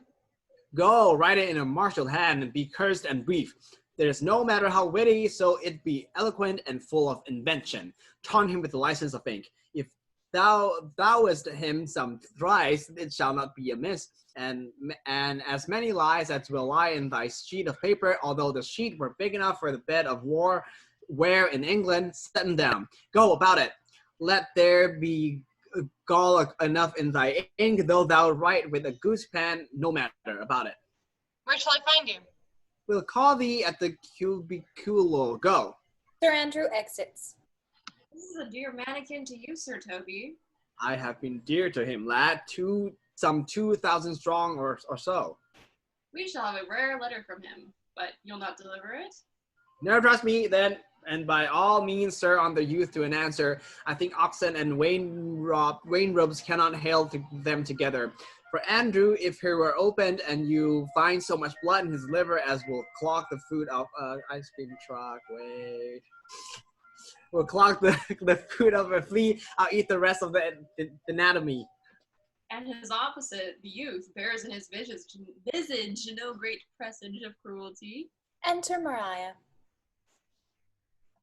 Look where the youngest ran of mine comes. If you desire the spleen, and will laugh yourselves into stitches, follow me. Yond gull Malvolio is turned heathen, a very renegado. For there is no Christian that means to be saved by believing rightly can ever believe such impossible passages of grossness. He's in yellow stockings. And cross-gartered? Most villainously, like a pedant that keeps a school and church. I have dogged him like his murderer. He does obey every point of the letter that I dropped to betray him. He does smile his face into more lines than in the new map of the augmentation of the Indies. You have not seen such thing as 'tis. I can hardly forbear hurling things at him. I know my lady will strike him. If she do, he'll smile and take it for a great favor. Come, bring us where he is. They all exit. Act 3, Scene 3. Antonio, having followed Sebastian, explains the incident of his past that keeps him from safely venturing into the streets of Orsino City. Giving him his money to Sebastian, Antonio sets off to their inn while Sebastian goes off to see the sights. Scene 3. Enter Sebastian and Antonio. I would not by my will have troubled you, but since you make your pleasure of your pains, I will no further chide you. I could not stay behind you. My desire more sharp than filed steel did spur me forth, and not all love to see you, though so much as might have drawn me to a longer voyage, but jealousy what might befall your travel. Being skillless in these parts, to which a stranger unguided and unfriended often prove rough and unhospitable, my willing love the rather by these arguments of fear set forth in your pursuit. My kind Antonio, I can no other answer make but thanks, and ever thanks, and oft good turns a shuffle off with such uncurrent pay. What were my worth, as is my conscience firm, you should find better dealing. What's to do? Shall we go see the relics of this town? Tomorrow, sir. Best first go see your lodging. I am not weary, and 'tis long tonight. I pray you let us satisfy our eyes with the memorials and things of fame that do renown this city. Would you pardon me? I do not walk without danger in these streets. Once in a sea fight against the Count his galleys, I did some service of such note, indeed, that I were taken here, it would scarce be answered. Belike you slew great number of his people? The offense is not of such a bloody nature, albeit the quality of time and quarrel might well have given us bloody argument. It might have since been answered in repaying what we took from them, which for traffic's sake most of our city did. Only myself stood out, for which if I be lapsed in this place, I shall pay dear. Do not then walk too open. It doth not fit me. Hold, sir, here's my purse. giving him money. In the south suburbs at the Elephant it is best to lodge. I will bespeak our diet, whiles you beguile the time and feed your knowledge with a viewing of the town. There shall you have me. Why I your purse? Haply your eye shall light upon some toy you have desired to purchase, and your store, I think, is not for idle markets, sir. I'll be your purse bearer and leave you for an hour. To the Elephant. I do remember. They exit in different directions. Act 3, Scene 4. Malvolio, dressed ridiculously and smiling grotesquely, appears before an astonished Olivia. Thinking him insane, she puts him in the care of Sir Toby, who decides to treat him as a madman by having him bound and put in a dark room. Toby also decides to deliver Sir Andrew's challenge to Cesario in person in order to force the two of them into a duel. Terrified, they prepare to fight. At that moment, Antonio enters, thinks that Cesario is Sebastian, and comes to his defense. Antonio is immediately arrested by Orsino's officers. Since he is sure that Viola is Sebastian, Antonio is bitter about the apparent denial of their friendship. Viola herself is delighted by Antonio's angry words because, since he calls her Sebastian, there is hope that her brother may in fact be alive. Scene 4, enter Olivia and Mariah. I have sent after him. He says he'll come. How shall I feast him? What bestow of him? For youth is bought more oft than begged or borrowed. Oh, I speak too loud. Where is Malvolio? He is sad and civil and suits well for a servant with my fortunes. Where is Malvolio? He is coming, madam, but in a very strange manner. He is sure possessed, madam. Why? What's the matter? Does he rave? No, madam. He does nothing but smile. Your ladyship were best to have some guard about you if he come, for sure the man is tainted his wits. Go call him hither. Mariah exits. I am as mad as he. Sad and merry madness equal be. Enter Mariah with Malvolio. How now, Malvolio? Sweet lady, ho ho. Smilest thou? I send for thee upon a sad occasion. Sad lady? I could be sad. That does make some obstruction in the blood, this cross-guttering, but what of that? If it please the eyes of one, it is with me as the very true sonnet is. Please one and please all. Why, how dost thou, man? What is the matter with thee? Not black in my mind, though yellow in my legs. It did come to his hands, and commands shall be executed. I think we do know the sweet Roman hand. Wilt thou go to bed, Malvolio? To bed? Aye, sweetheart, and I'll come to thee. God comfort thee. Why dost thou smile so and kiss thy hand so oft? How do you, Malvolio? At your request, yes, nightingales answer daws. Why appear you with this ridiculous boldness before my lady? Be not afraid of greatness. 'Twas well writ. What meanest thou by that, Malvolio? Some are born great. Huh? Some achieve greatness. What sayest thou? And some have greatness thrust upon them. Heaven restore thee. Remember who commanded thy yellow stockings, Thy yellow stockings? and wish to see thee cross-guttered. Cross-gartered? Go to, thou art maid, if thou desirest to be so. Am I maid? If not, let me see thee a servant still. Why, this is the very midsummer of madness. Enter servant. Who's that? I think that's me. Fuck me. Madam, the young gentleman of the Count Orsino's is returned. I could hardly entreat him back. He attends your ladyship's pleasure. I'll come to him. Servant exits. Good Mariah, let this fellow be looked to. Where's my cousin Toby? Let some of my people have a special care of him. I would not have him miscarry for half of my dowry. Olivia and Mariah exit in different directions. Oh, whoa! Do you come near me now? No worse man than Sir Toby to look to me. This concurs directly with the letter. She sends him on purpose that I may appear stubborn to him, for she incites to me in that in the letter. Cast thy humble slaw. She says, how do you pronounce it? Was slog? Slough? I actually don't know how to pronounce it. What? She says, be opposite with the kinsman, surly with servants. Let thy tongue tang with arguments of state. Put thyself into the trick of singularity. And consequently sets down the manner how, as a sad face, a reverent carriage, a slow tongue, and the habit of some sir of note, and so forth. I have rhymed her. But it is Jove's doing, and Jove make me thankful. And when she went away now, let this fellow be looked to. Fellow? Not Malvolio, nor after my degree, but fellow. Why, everything adheres together, that no dram of a scruple, no scruple of a scruple, no obstacle, no incredulous or unsafe circumstance. What can be said? Nothing that can be can come between me and the full prospect of my hopes. Well, Jove, not I, is the doer of this, and he is to be thanked. Enter Toby, Fabian, and Mariah. Which way is he in the name of sanctity? If all the devils of hell be drawn in little, and Legion himself possessed him, I'll speak to him. Here he is.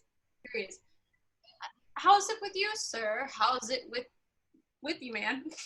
Go off, I discard you. Let me enjoy my private. Go off. Lo, how hollow the fiend speaks within him! Did I not tell you? Sir Toby, my lady prays you have a care of him. Aha, does she so?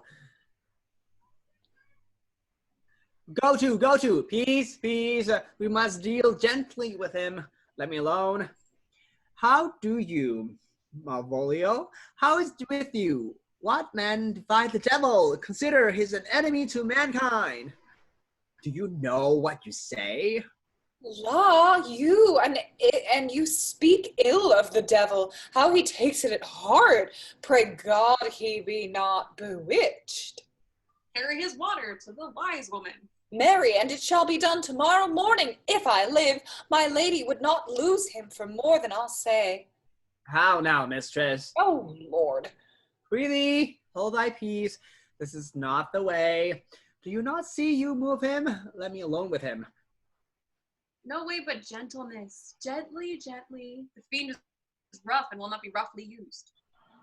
Why, how now, my bawcock? How that's thou, Chuck? Sir. Aye, Biddy, come with me. What, man, 'tis not for gravity to play at cherry pit with Satan. Hang him, foul collier. Get him to say his prayers, good Sir Toby. Get him to pray. My prayers, minx? No, I warrant you, he will not hear of godliness. Go hang yourself all. You are idle, shallow things. I'm not of your element. You shall know more hereafter. He exits. Is it possible?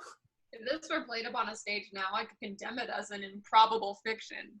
His very genius hath taken the infection of the device, man. Nay, pursue him now, lest the device take air and taint.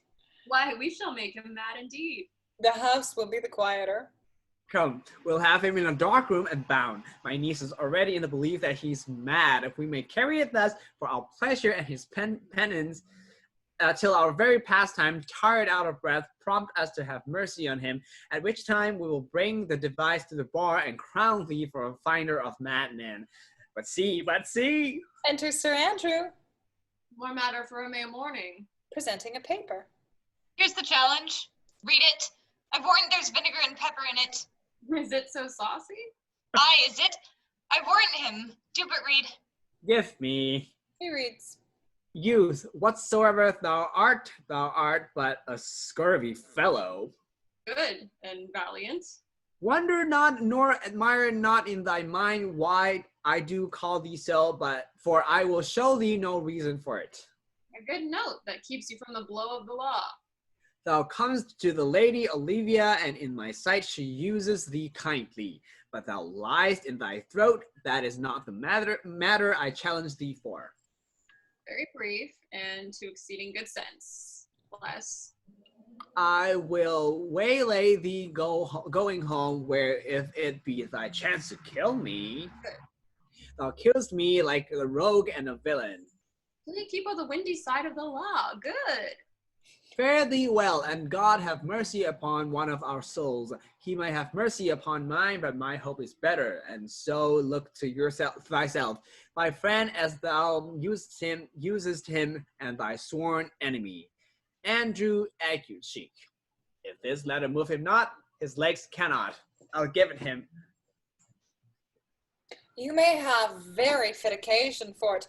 He is now in some commerce with my lady, and will by and by depart. Go, Sir Andrew. Scout me for him at the corner of the orchard like a bum bailey. So soon as ever thou seest him, draw, and as thou drawest, swear horrible, for it comes to pass off that a terrible oath with a straggling accent sharply twanged off gives manhood more probation than ever proof itself would have earned him. Away! Nay, let me alone for swearing. He exits. Now will not I deliver his letter, for the behavior of the young gentleman gives him out to be of good capacity and breeding. His employment between his lord and my niece confirms no less. Therefore, this latter, being so excellently ignorant, will breed in no terror in the youth. He will find it comes from a clodpole.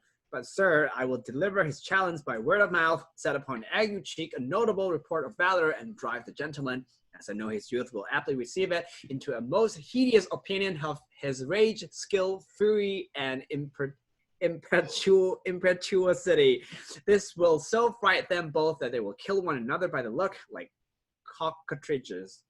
Enter Olivia and Viola. Here he comes with your niece. Give him way till he take leave, and presently after him. I will meditate the while upon some horrid message for a challenge. Toby, Fabian, and Mariah exit. I have said too much into a heart of stone, and laid mine honor to uncherry on it.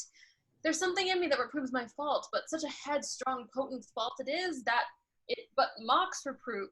With the same behavior that your passion bears, goes on my master's griefs. Here, wear this jewel of me.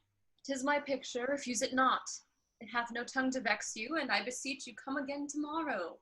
What shall you ask of me that I'll deny, that honor saved may upon asking give? Nothing but this, your true love for my master. How with mine honor may I give him that which I have given to you? I will acquit you.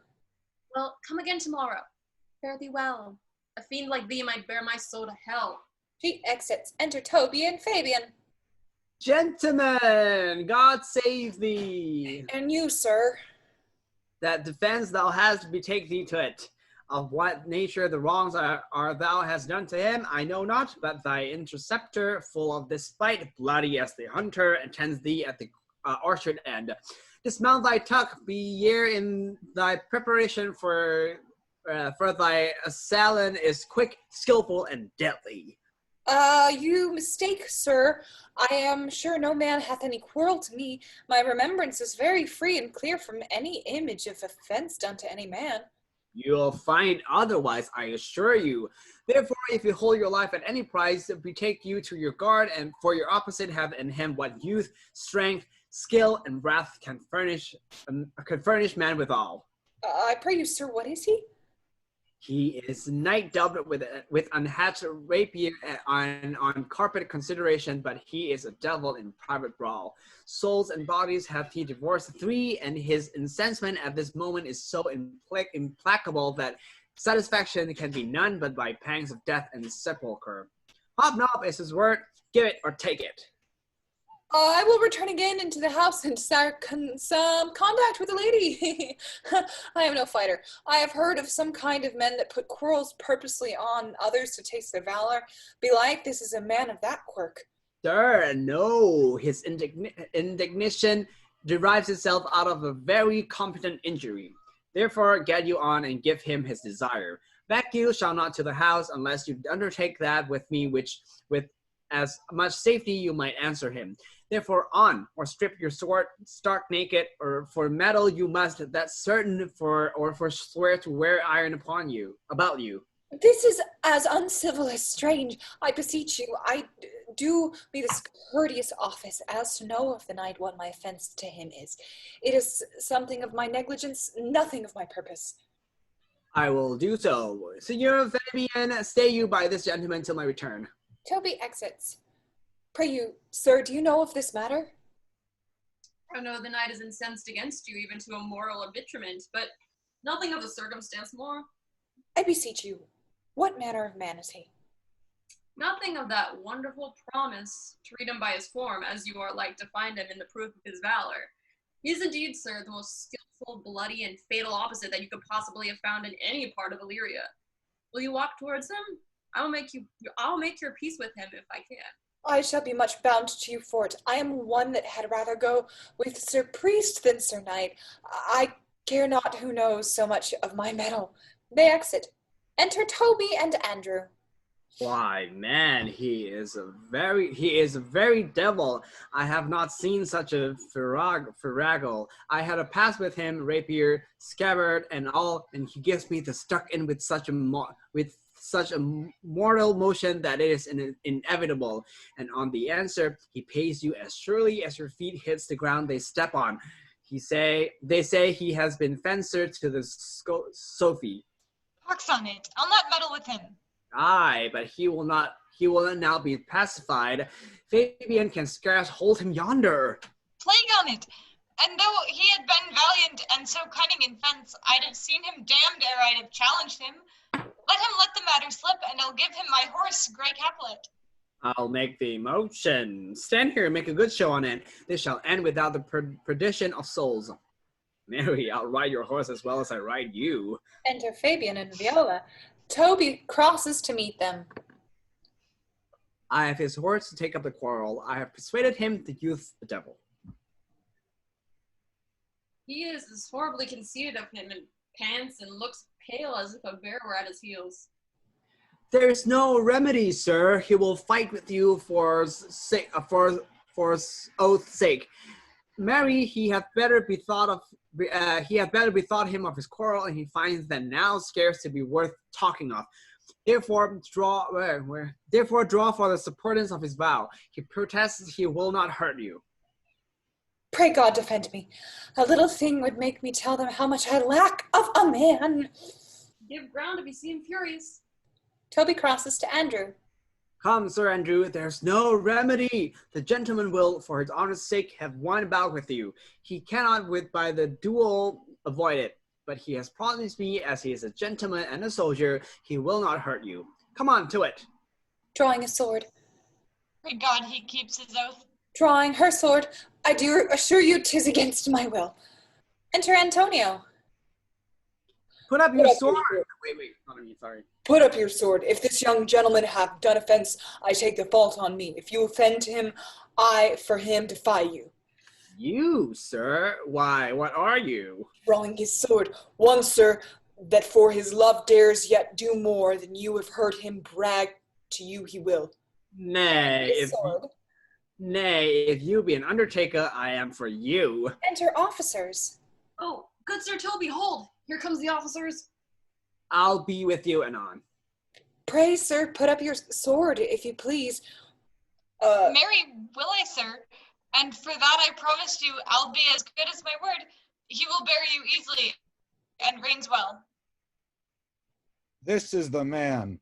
Do thy office. Antonio. Oh, sorry, go ahead.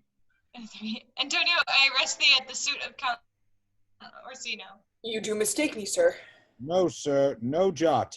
I know your favor well, though now you have no sea cap on your head.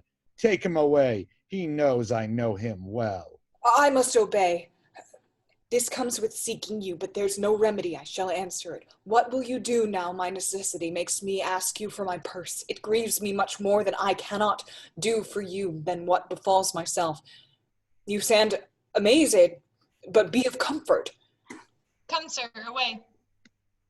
I must entreat you for some of that money. What money, sir? For the fair kindness you have showed me here, and part of being prompted by your present trouble, out of my lean and low ability, I'll lend you something. My having is not much. I'll make division of my present with you. Hold, here's half of my coffer, offering him money. Will you deny me now? Is it possible that my deserts to you can lack persuasion? Do not tempt my misery, lest that it make me so unsound a man as to upbraid you with those kindnesses that I have done for you. I know of none, nor I know you by your voice or any feature. I hate ingratitude more in a man than lying, vainness, babbling, drunkenness, or any taint of vice whose strong corruption inhabits our frail blood. Oh, heavens themselves! Come, sir, I pray you go. Let me speak a little. This youth that you do see here, I snatched one half out of the jaws of death, relieved him with such sanctity of love, and his image, which methought did promise most venerable worth, I did devotion. What's that to us? The time goes by. But, Away! But oh, how vile and idle proves this God! Thou hast, Sebastian, done good feature shame. In nature there's no blemish but in the mind. None can be called deformed but the unkind. Virtue is beauty, but the beauteous evil are empty trunks o'erflourished by the devil. The man grows mad. Away with him. Come, come, sir. Lead me on. Antonio and officers exit. Methinks his words do from such passion fly, that he believes himself. So do not I.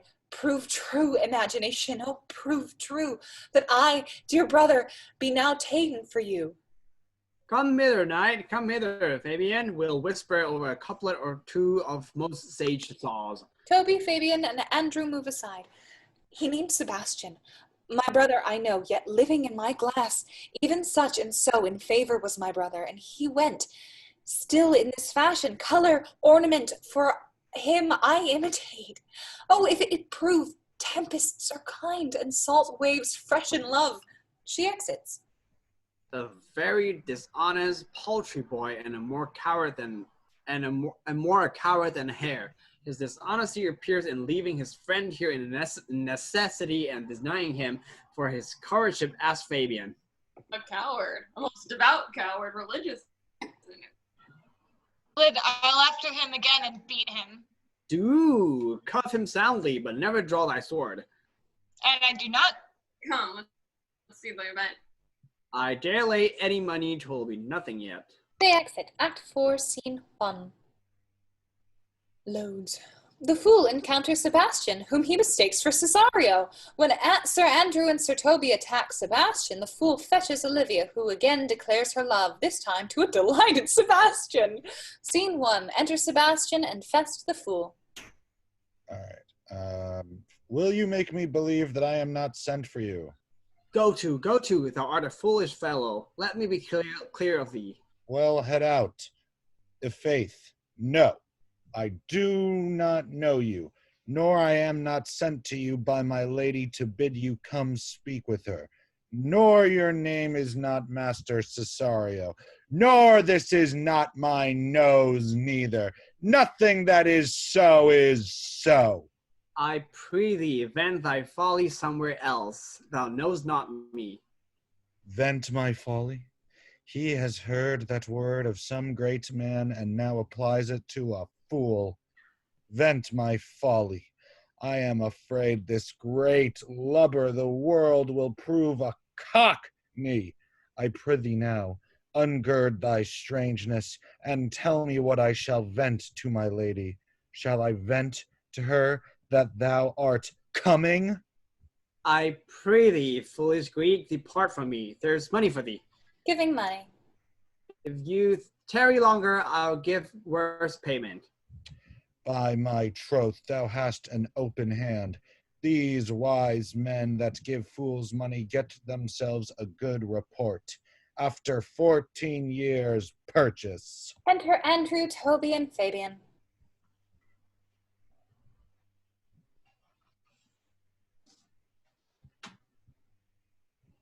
Andrew. You hear me? Now we can. Okay, I think I got froze again for a sec. Now, sir, have I met you again? There's for you. He strikes Sebastian, returning the blow. Why, there's for thee, and there. Are all the people mad? Hold, sir, I'll throw your dagger over the house. This will I tell my lady straight. I would not be in some of your coats for 2 pence. He exits, seizing Sebastian. Come on, sir, hold! Nay, let him alone. I'll go another way to work with him. I'll have an action of battery against him, if there be any law in Illyria. Though I struck him first, yet it's no matter for that. Let go thy hand. Come, sir, I will not let you go. Come, my young soldier, put up your iron. You are well-fleshed. Come on. I will be free from thee. He pulls free and draws his sword. What wouldst thou now? If thou darest tempt me further, draw thy sword. What? Nay, then I must have an ounce or two of this malapert blood from you. He draws his sword. Enter Olivia. Hold, Toby, on thy life I charge thee, hold. Madam, Will it be ever thus, ungracious wretch, fit for the mountains and the barbarous caves where manners ne'er were preached? Out of my sight. Be not offended, dear Cesario. Roots be gone. Toby, Andrew, and Fabian exit. I pray thee, gentle friend, let thy fair wisdom, not thy passion, sway in this uncivil and unjust assent against thy peace. Go with me to my house, and hear thou there how many fruitless pranks this ruffian hath botched up, that thou thereby mayest smile at this. Thou shalt not choose but go, do not deny. Beshrew his soul for me. He started one poor heart of mine in thee. what relishes in this? How runs the stream? Or I'm mad, or else this is a dream. Let fancy still my sense and leave sleep. If it be thus to dream, still let me sleep. Nay, come, I prithee. Wouldst thou just be ruled by me? Madam, I will. Oh, say so, and so be.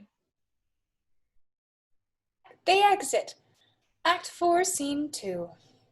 Under directions from Sir Toby, the fool disguises himself as a parish priest and visits the imprisoned Malvolio. In his own person, the fool agrees to fetch pen, paper, and candle for the supposed madman. Scene 2, enter Maria and Fest the fool. Nay, I prithee, put on this gown and this beard. Make him believe that thou art Sir Topus, the curate. Do it quickly. I'll call to Sir Toby the whilst. She exits. Well, I'll put it on, and I will dissemble myself in't. And I would I were the first that ever dissembled in such a gown. I am not tall enough to become the function well, nor lean enough to be thought a good student, but to be said an honest man and a good housekeeper goes as fairly as to say a careful man and a great scholar. The competitors enter. Enter Toby and Maria. Jove bless thee, Master Parson. Buenos dias, Sir Toby. For, as the old hermit of Prague, that never saw pen and ink, very wittily said to a niece of King Garbaduk, that is. So I, being Master Parson, am Master Parson. For what is that, but that, and is, but is? Oh.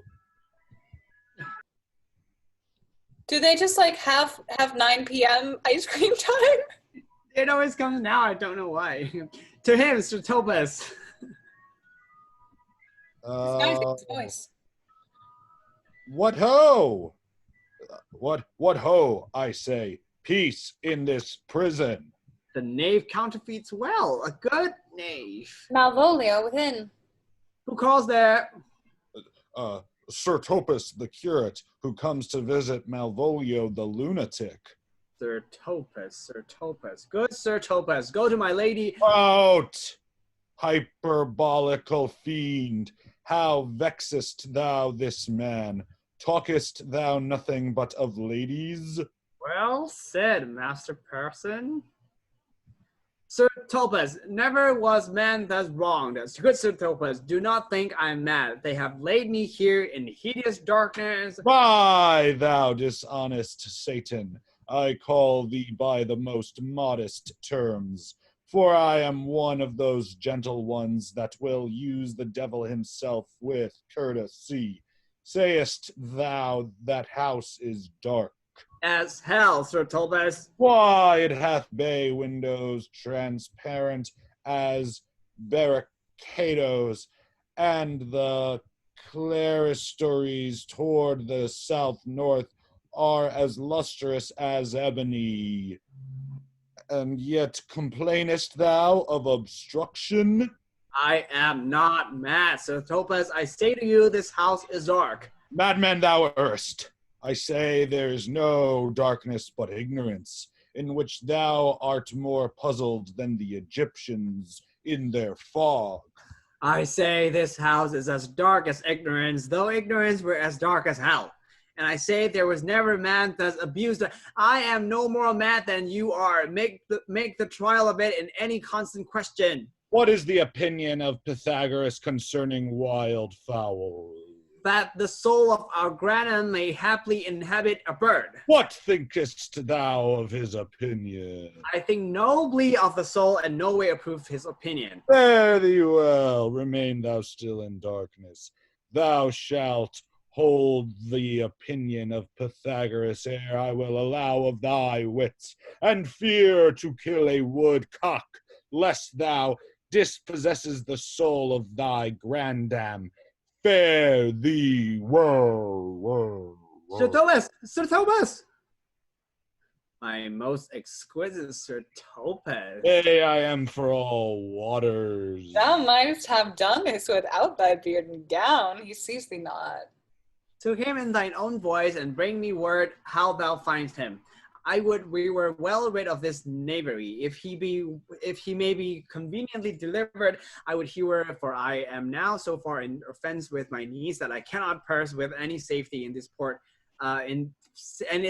pursue with any safety this sport the upshot. Come by and by to my chamber. Toby and Mariah exit, singing in his own voice. Hey, Robin, jolly Robin, tell me how thy lady does. Oh, Fool! my lady is unkind purty. Fool! Alas, why is she so? Fool, I say! She loves another. Who calls? Ha! Good fool, as ever thou wilt deserve well at my hand, help me to a candle and pen and ink and paper. As I am a gentleman, I will live to be thankful to thee for it. Master Malvolio? Aye, good fool. Alas, sir, how fell you besides your 5 wits? Fool, there was never a man so notoriously abused. I am as well in my wits, fool, as thou art. But as well?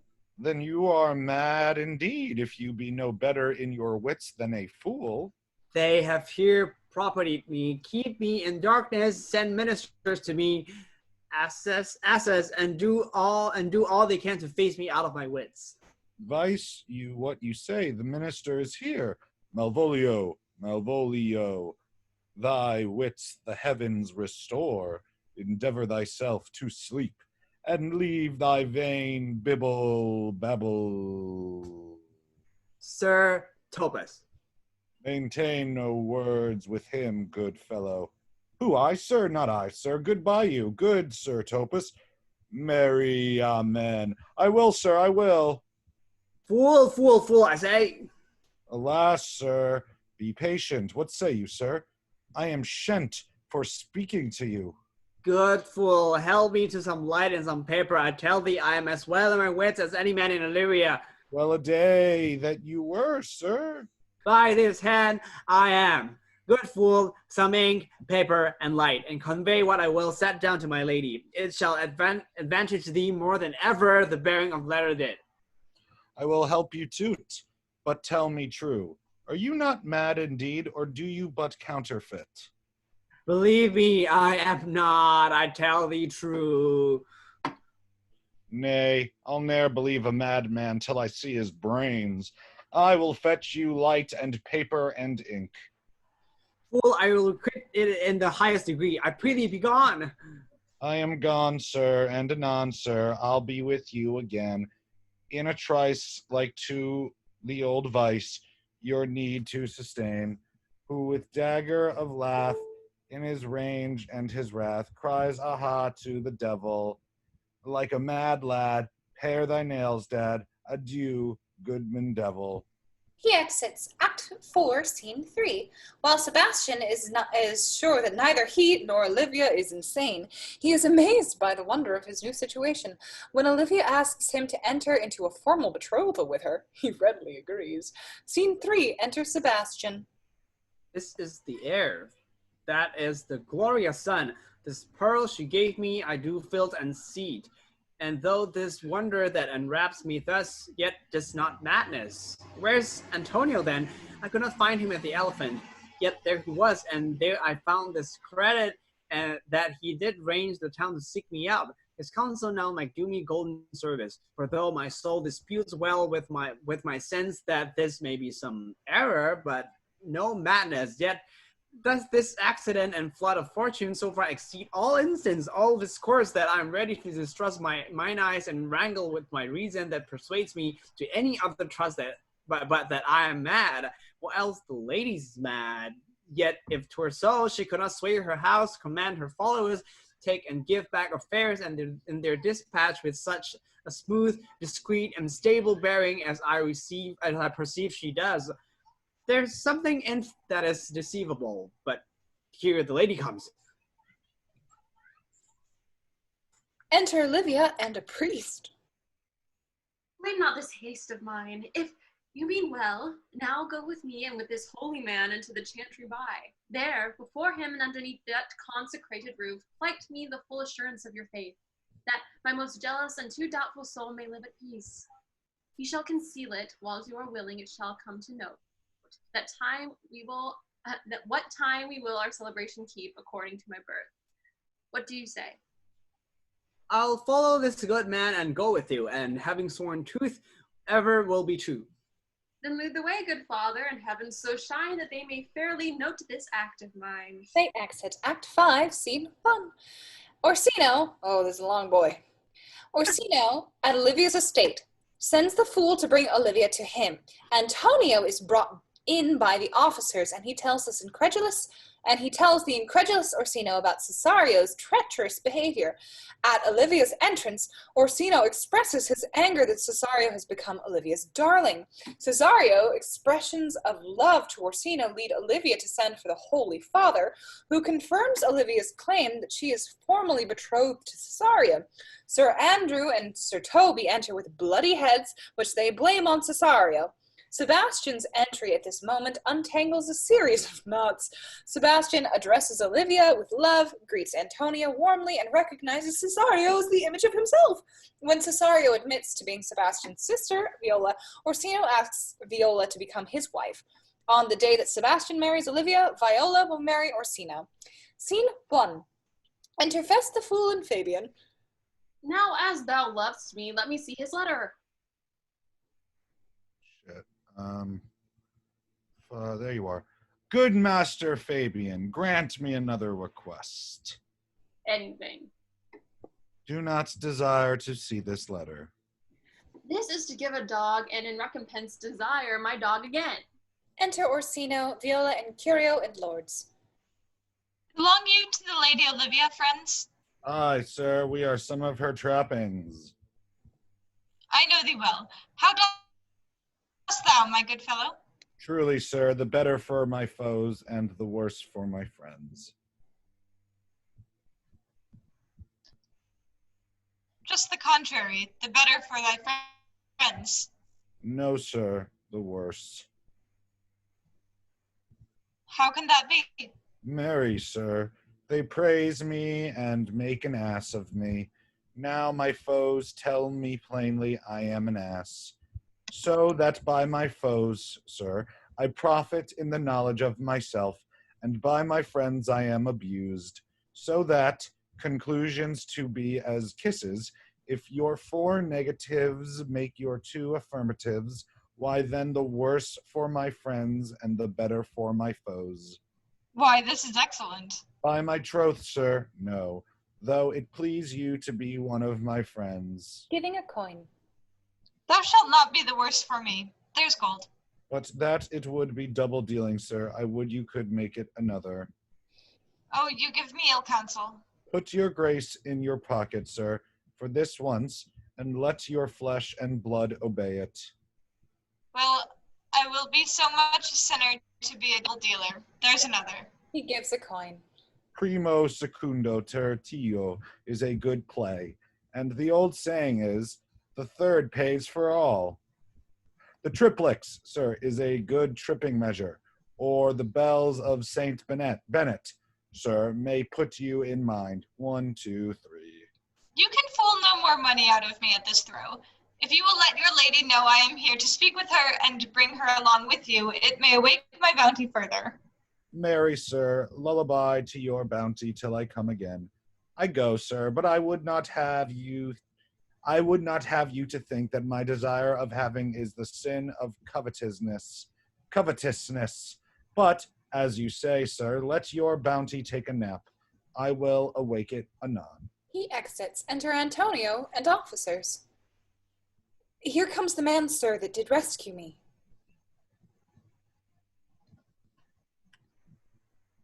That face of his I do remember well. Yet when I saw it last, it was besmeared as black as Vulcan in the smoke of war. A bubbling vessel was he captain of, for shallow draught and bulk unprizable, with which such scatheful grapple did he make with the most noble bottom of our fleet, that very envy and the tongue of loss cried fame and honor on him. What's the matter?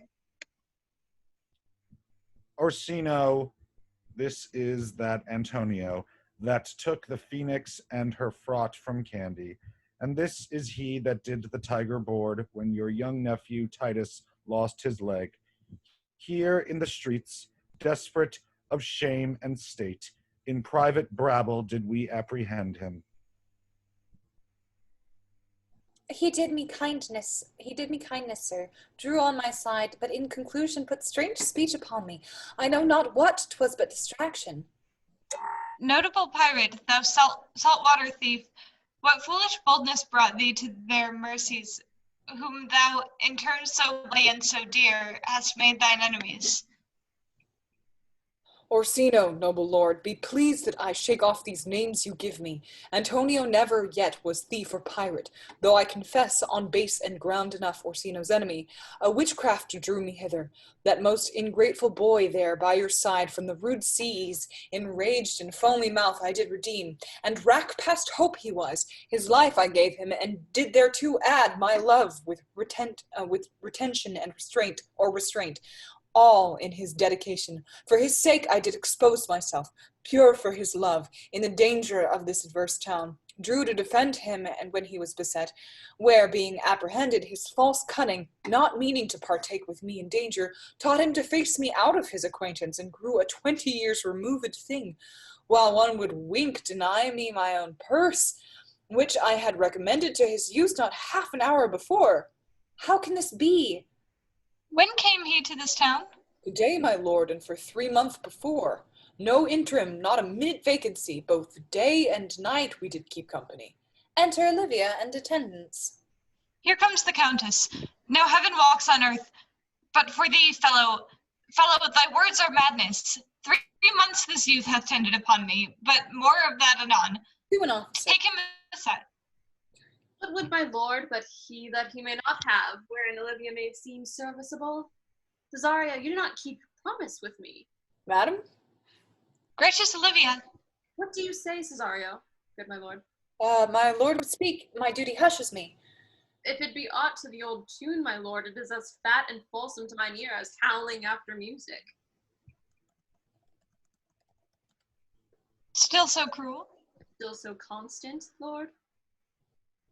What, to perverseness?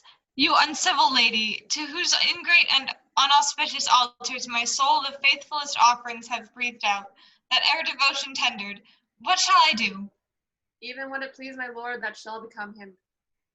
Why should I not, had I the heart to do it? Like to the Egyptian thief at point of death, kill what I love? A savage jealousy that sometimes savors nobly. But hear me this, since you to none regardance cast my faith, and that I partly know the instrument that screws me from my true place in your favor, live you the marble-breasted tyrant still. But this your minion, whom I know you love, and whom by heaven I swear I tender dearly, Him will I tear out of that cruel eye, where he sits crowned in his master's spite.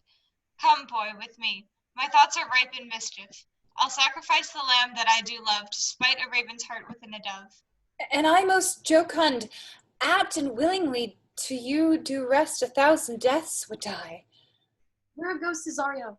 After him I love, more than I love these eyes, more than my life, more by all mores than e'er I shall love wife. If I do feign, you witness above, punish my life for tainting my love. I need to test it. How am I beguiled? Who does beguile you? Who does do you wrong? Hast thou forgot thyself? Is it so long? Call forth thy holy father. An attendant exits. Come away. Whither, my lord? Cesario, husband, stay. Husband? I, husband. Can he that deny? Her husband, sirrah? No, my lord, not I. Alas, it is the baseness of thy fear that makes thee strangle thy propriety. Fear not, Cesario, take thy fortune up. Be that thou knowest thou art, and then thou art as great as thou fearst. Enter priest. Oh, welcome, Father. Father, I charge thee by thy reverence, here to unfold, though lately we intend to keep in darkness what occasion now reveals before it is ripe. What thou dost know hath newly passed between this youth and me. A contract of eternal bond of love, confirmed by mutual joinder of your hands, attested by the holy close of lips, strengthened by the interchangement of your rings, and all the ceremony of this compact sealed in my function by my testimony, since when, my watch hath told me, toward my grave I have traveled but 2 hours. O thou dissembling cub, what wilt thou be when time hath sowed a grizzle on thy case? Or will not else thy craft so quickly grow that thine own trip shall be thine overthrow? Farewell, and take her, but direct thy feet where thou and I henceforth may never meet. My lord, I do protest. Oh, do not swear. Hold little faith, though thou hast too much fear. Enter Sir Andrew. For the love of God, a surgeon, send one presently to Sir Toby. What's the matter? Has broke my head across and has given Sir Toby a bloody coxcomb too. For the love of God, your help! I had rather than 40 pound I were at home. Who has done this, Sir Andrew?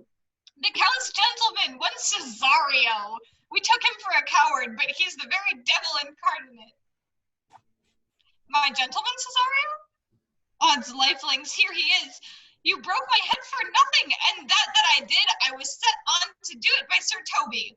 Why do you speak to me? I never hurt you. You drew your sword upon me without cause, but I bespake you fair and hurt you not.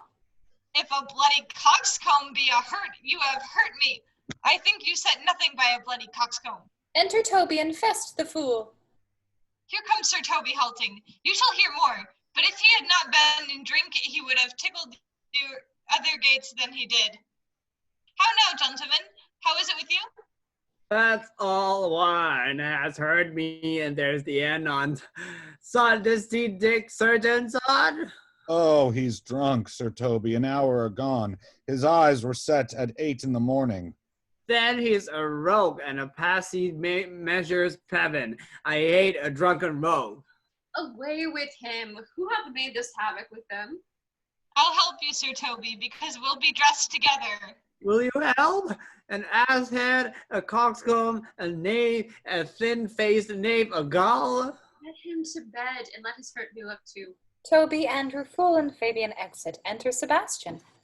I'm sorry, madam, I've hurt your kinsman, but had it been the brother of my blood, I must have done no less with wit and safety. You throw a strange regard upon me, and by that I do perceive it hath offended you. Pardon me, sweet one, even for the vows we made each other but so late ago.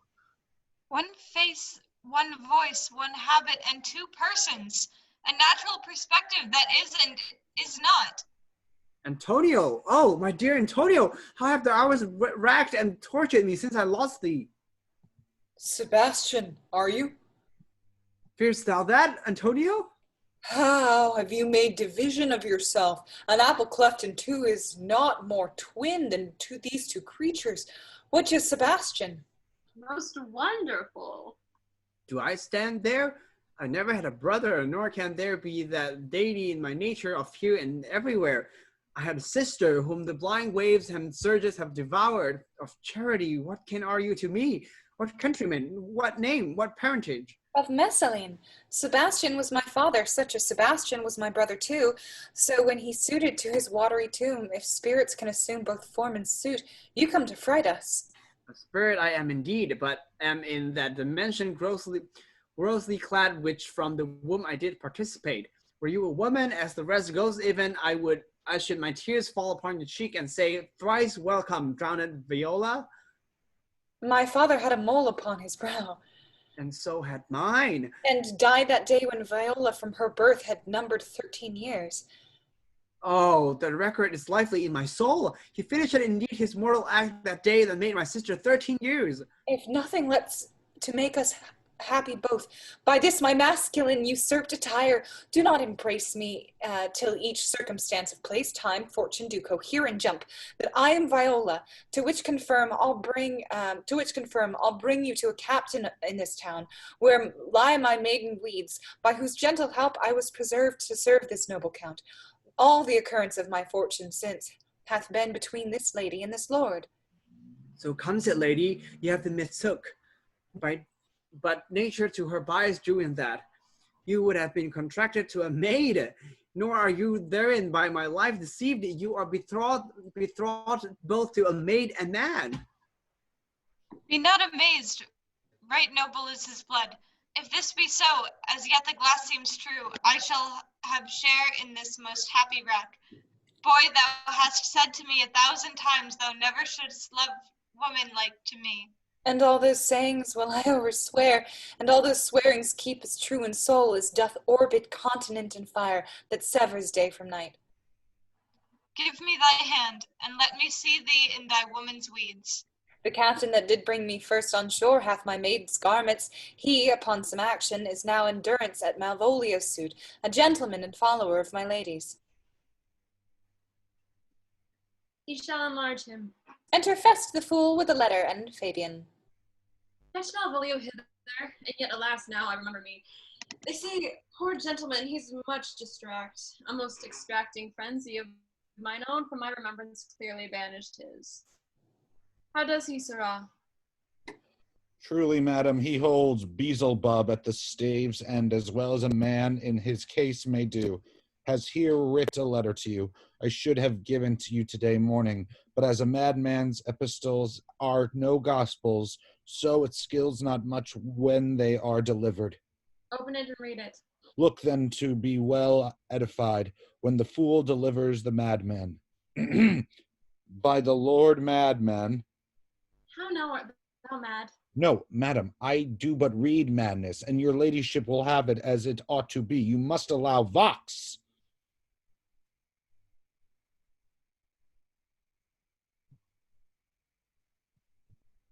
Info? Where are we?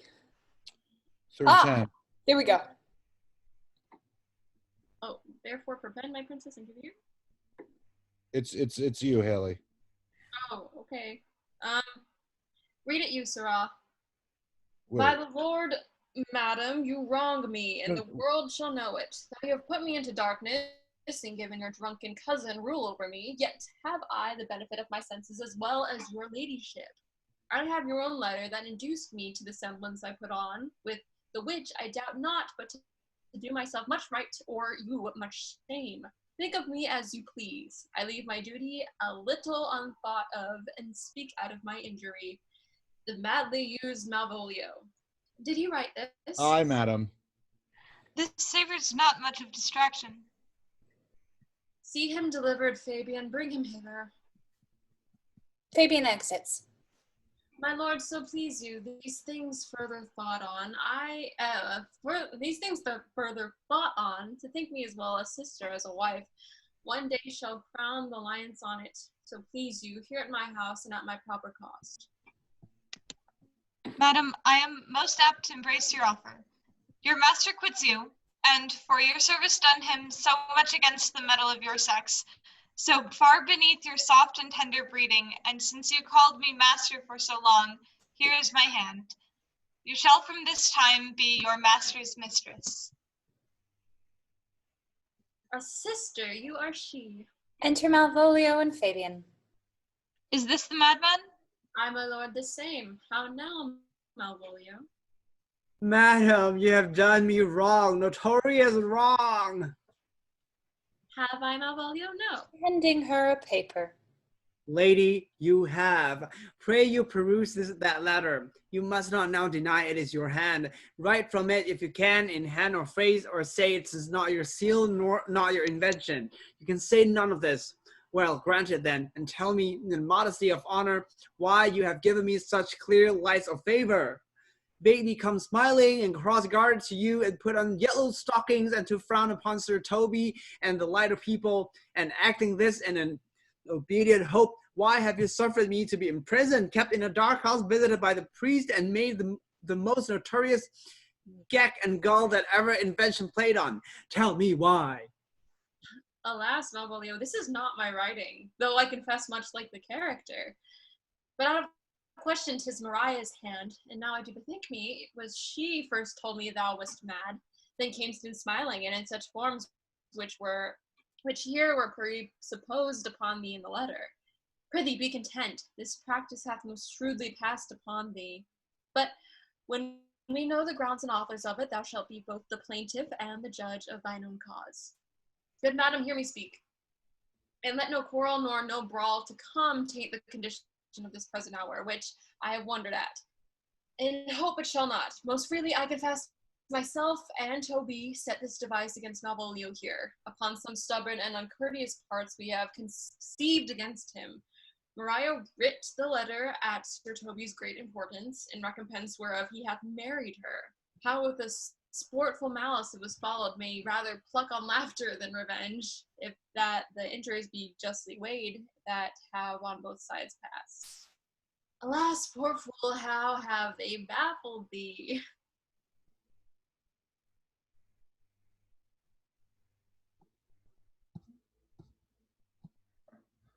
Why, some are born great, some achieve greatness, and some have greatness thrown upon them. I was one, sir, in this interlude, one Sir Topus, sir, but that's all one. By the Lord, fool, I am not mad. But do you remember, madam, why laugh you at such a barren rascal, and you smile not, he's gagged, and thus the whirligig of time brings in his revenges? I'll be revenged on the whole pack of you. He exits. He hath been most notoriously abused. Pursue him and entreat him to a peace. Some exit. He hath not told us of the captain yet. When that is known, and golden time convents, a solemn combination shall be made of our dear souls. Meantime, sweet sister, we will not part from hence.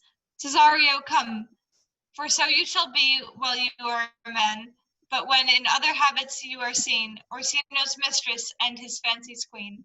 All but the fool exit. He sings. When that I was and a little tiny boy, with hey-ho, the wind and the rain, a foolish thing was but a toy, for the rain it raineth every day. But when I came to man's estate, with hey-ho, the wind and the rain, gainst knaves and thieves men shut their gate, for the rain it raineth every day. But when I came alas to wive, with hey-ho, the wind and the rain, by swaggering could I never thrive, for the rain it raineth every day. But when I came unto my beds, with hey-ho, the wind and the rain, with toss-spots still had drunken hands, for the rain it raineth every day. A great while ago the world begun, with hey-ho, the wind and the rain. But that's all one. Our play is done, and we'll strive to please you every day. He exits.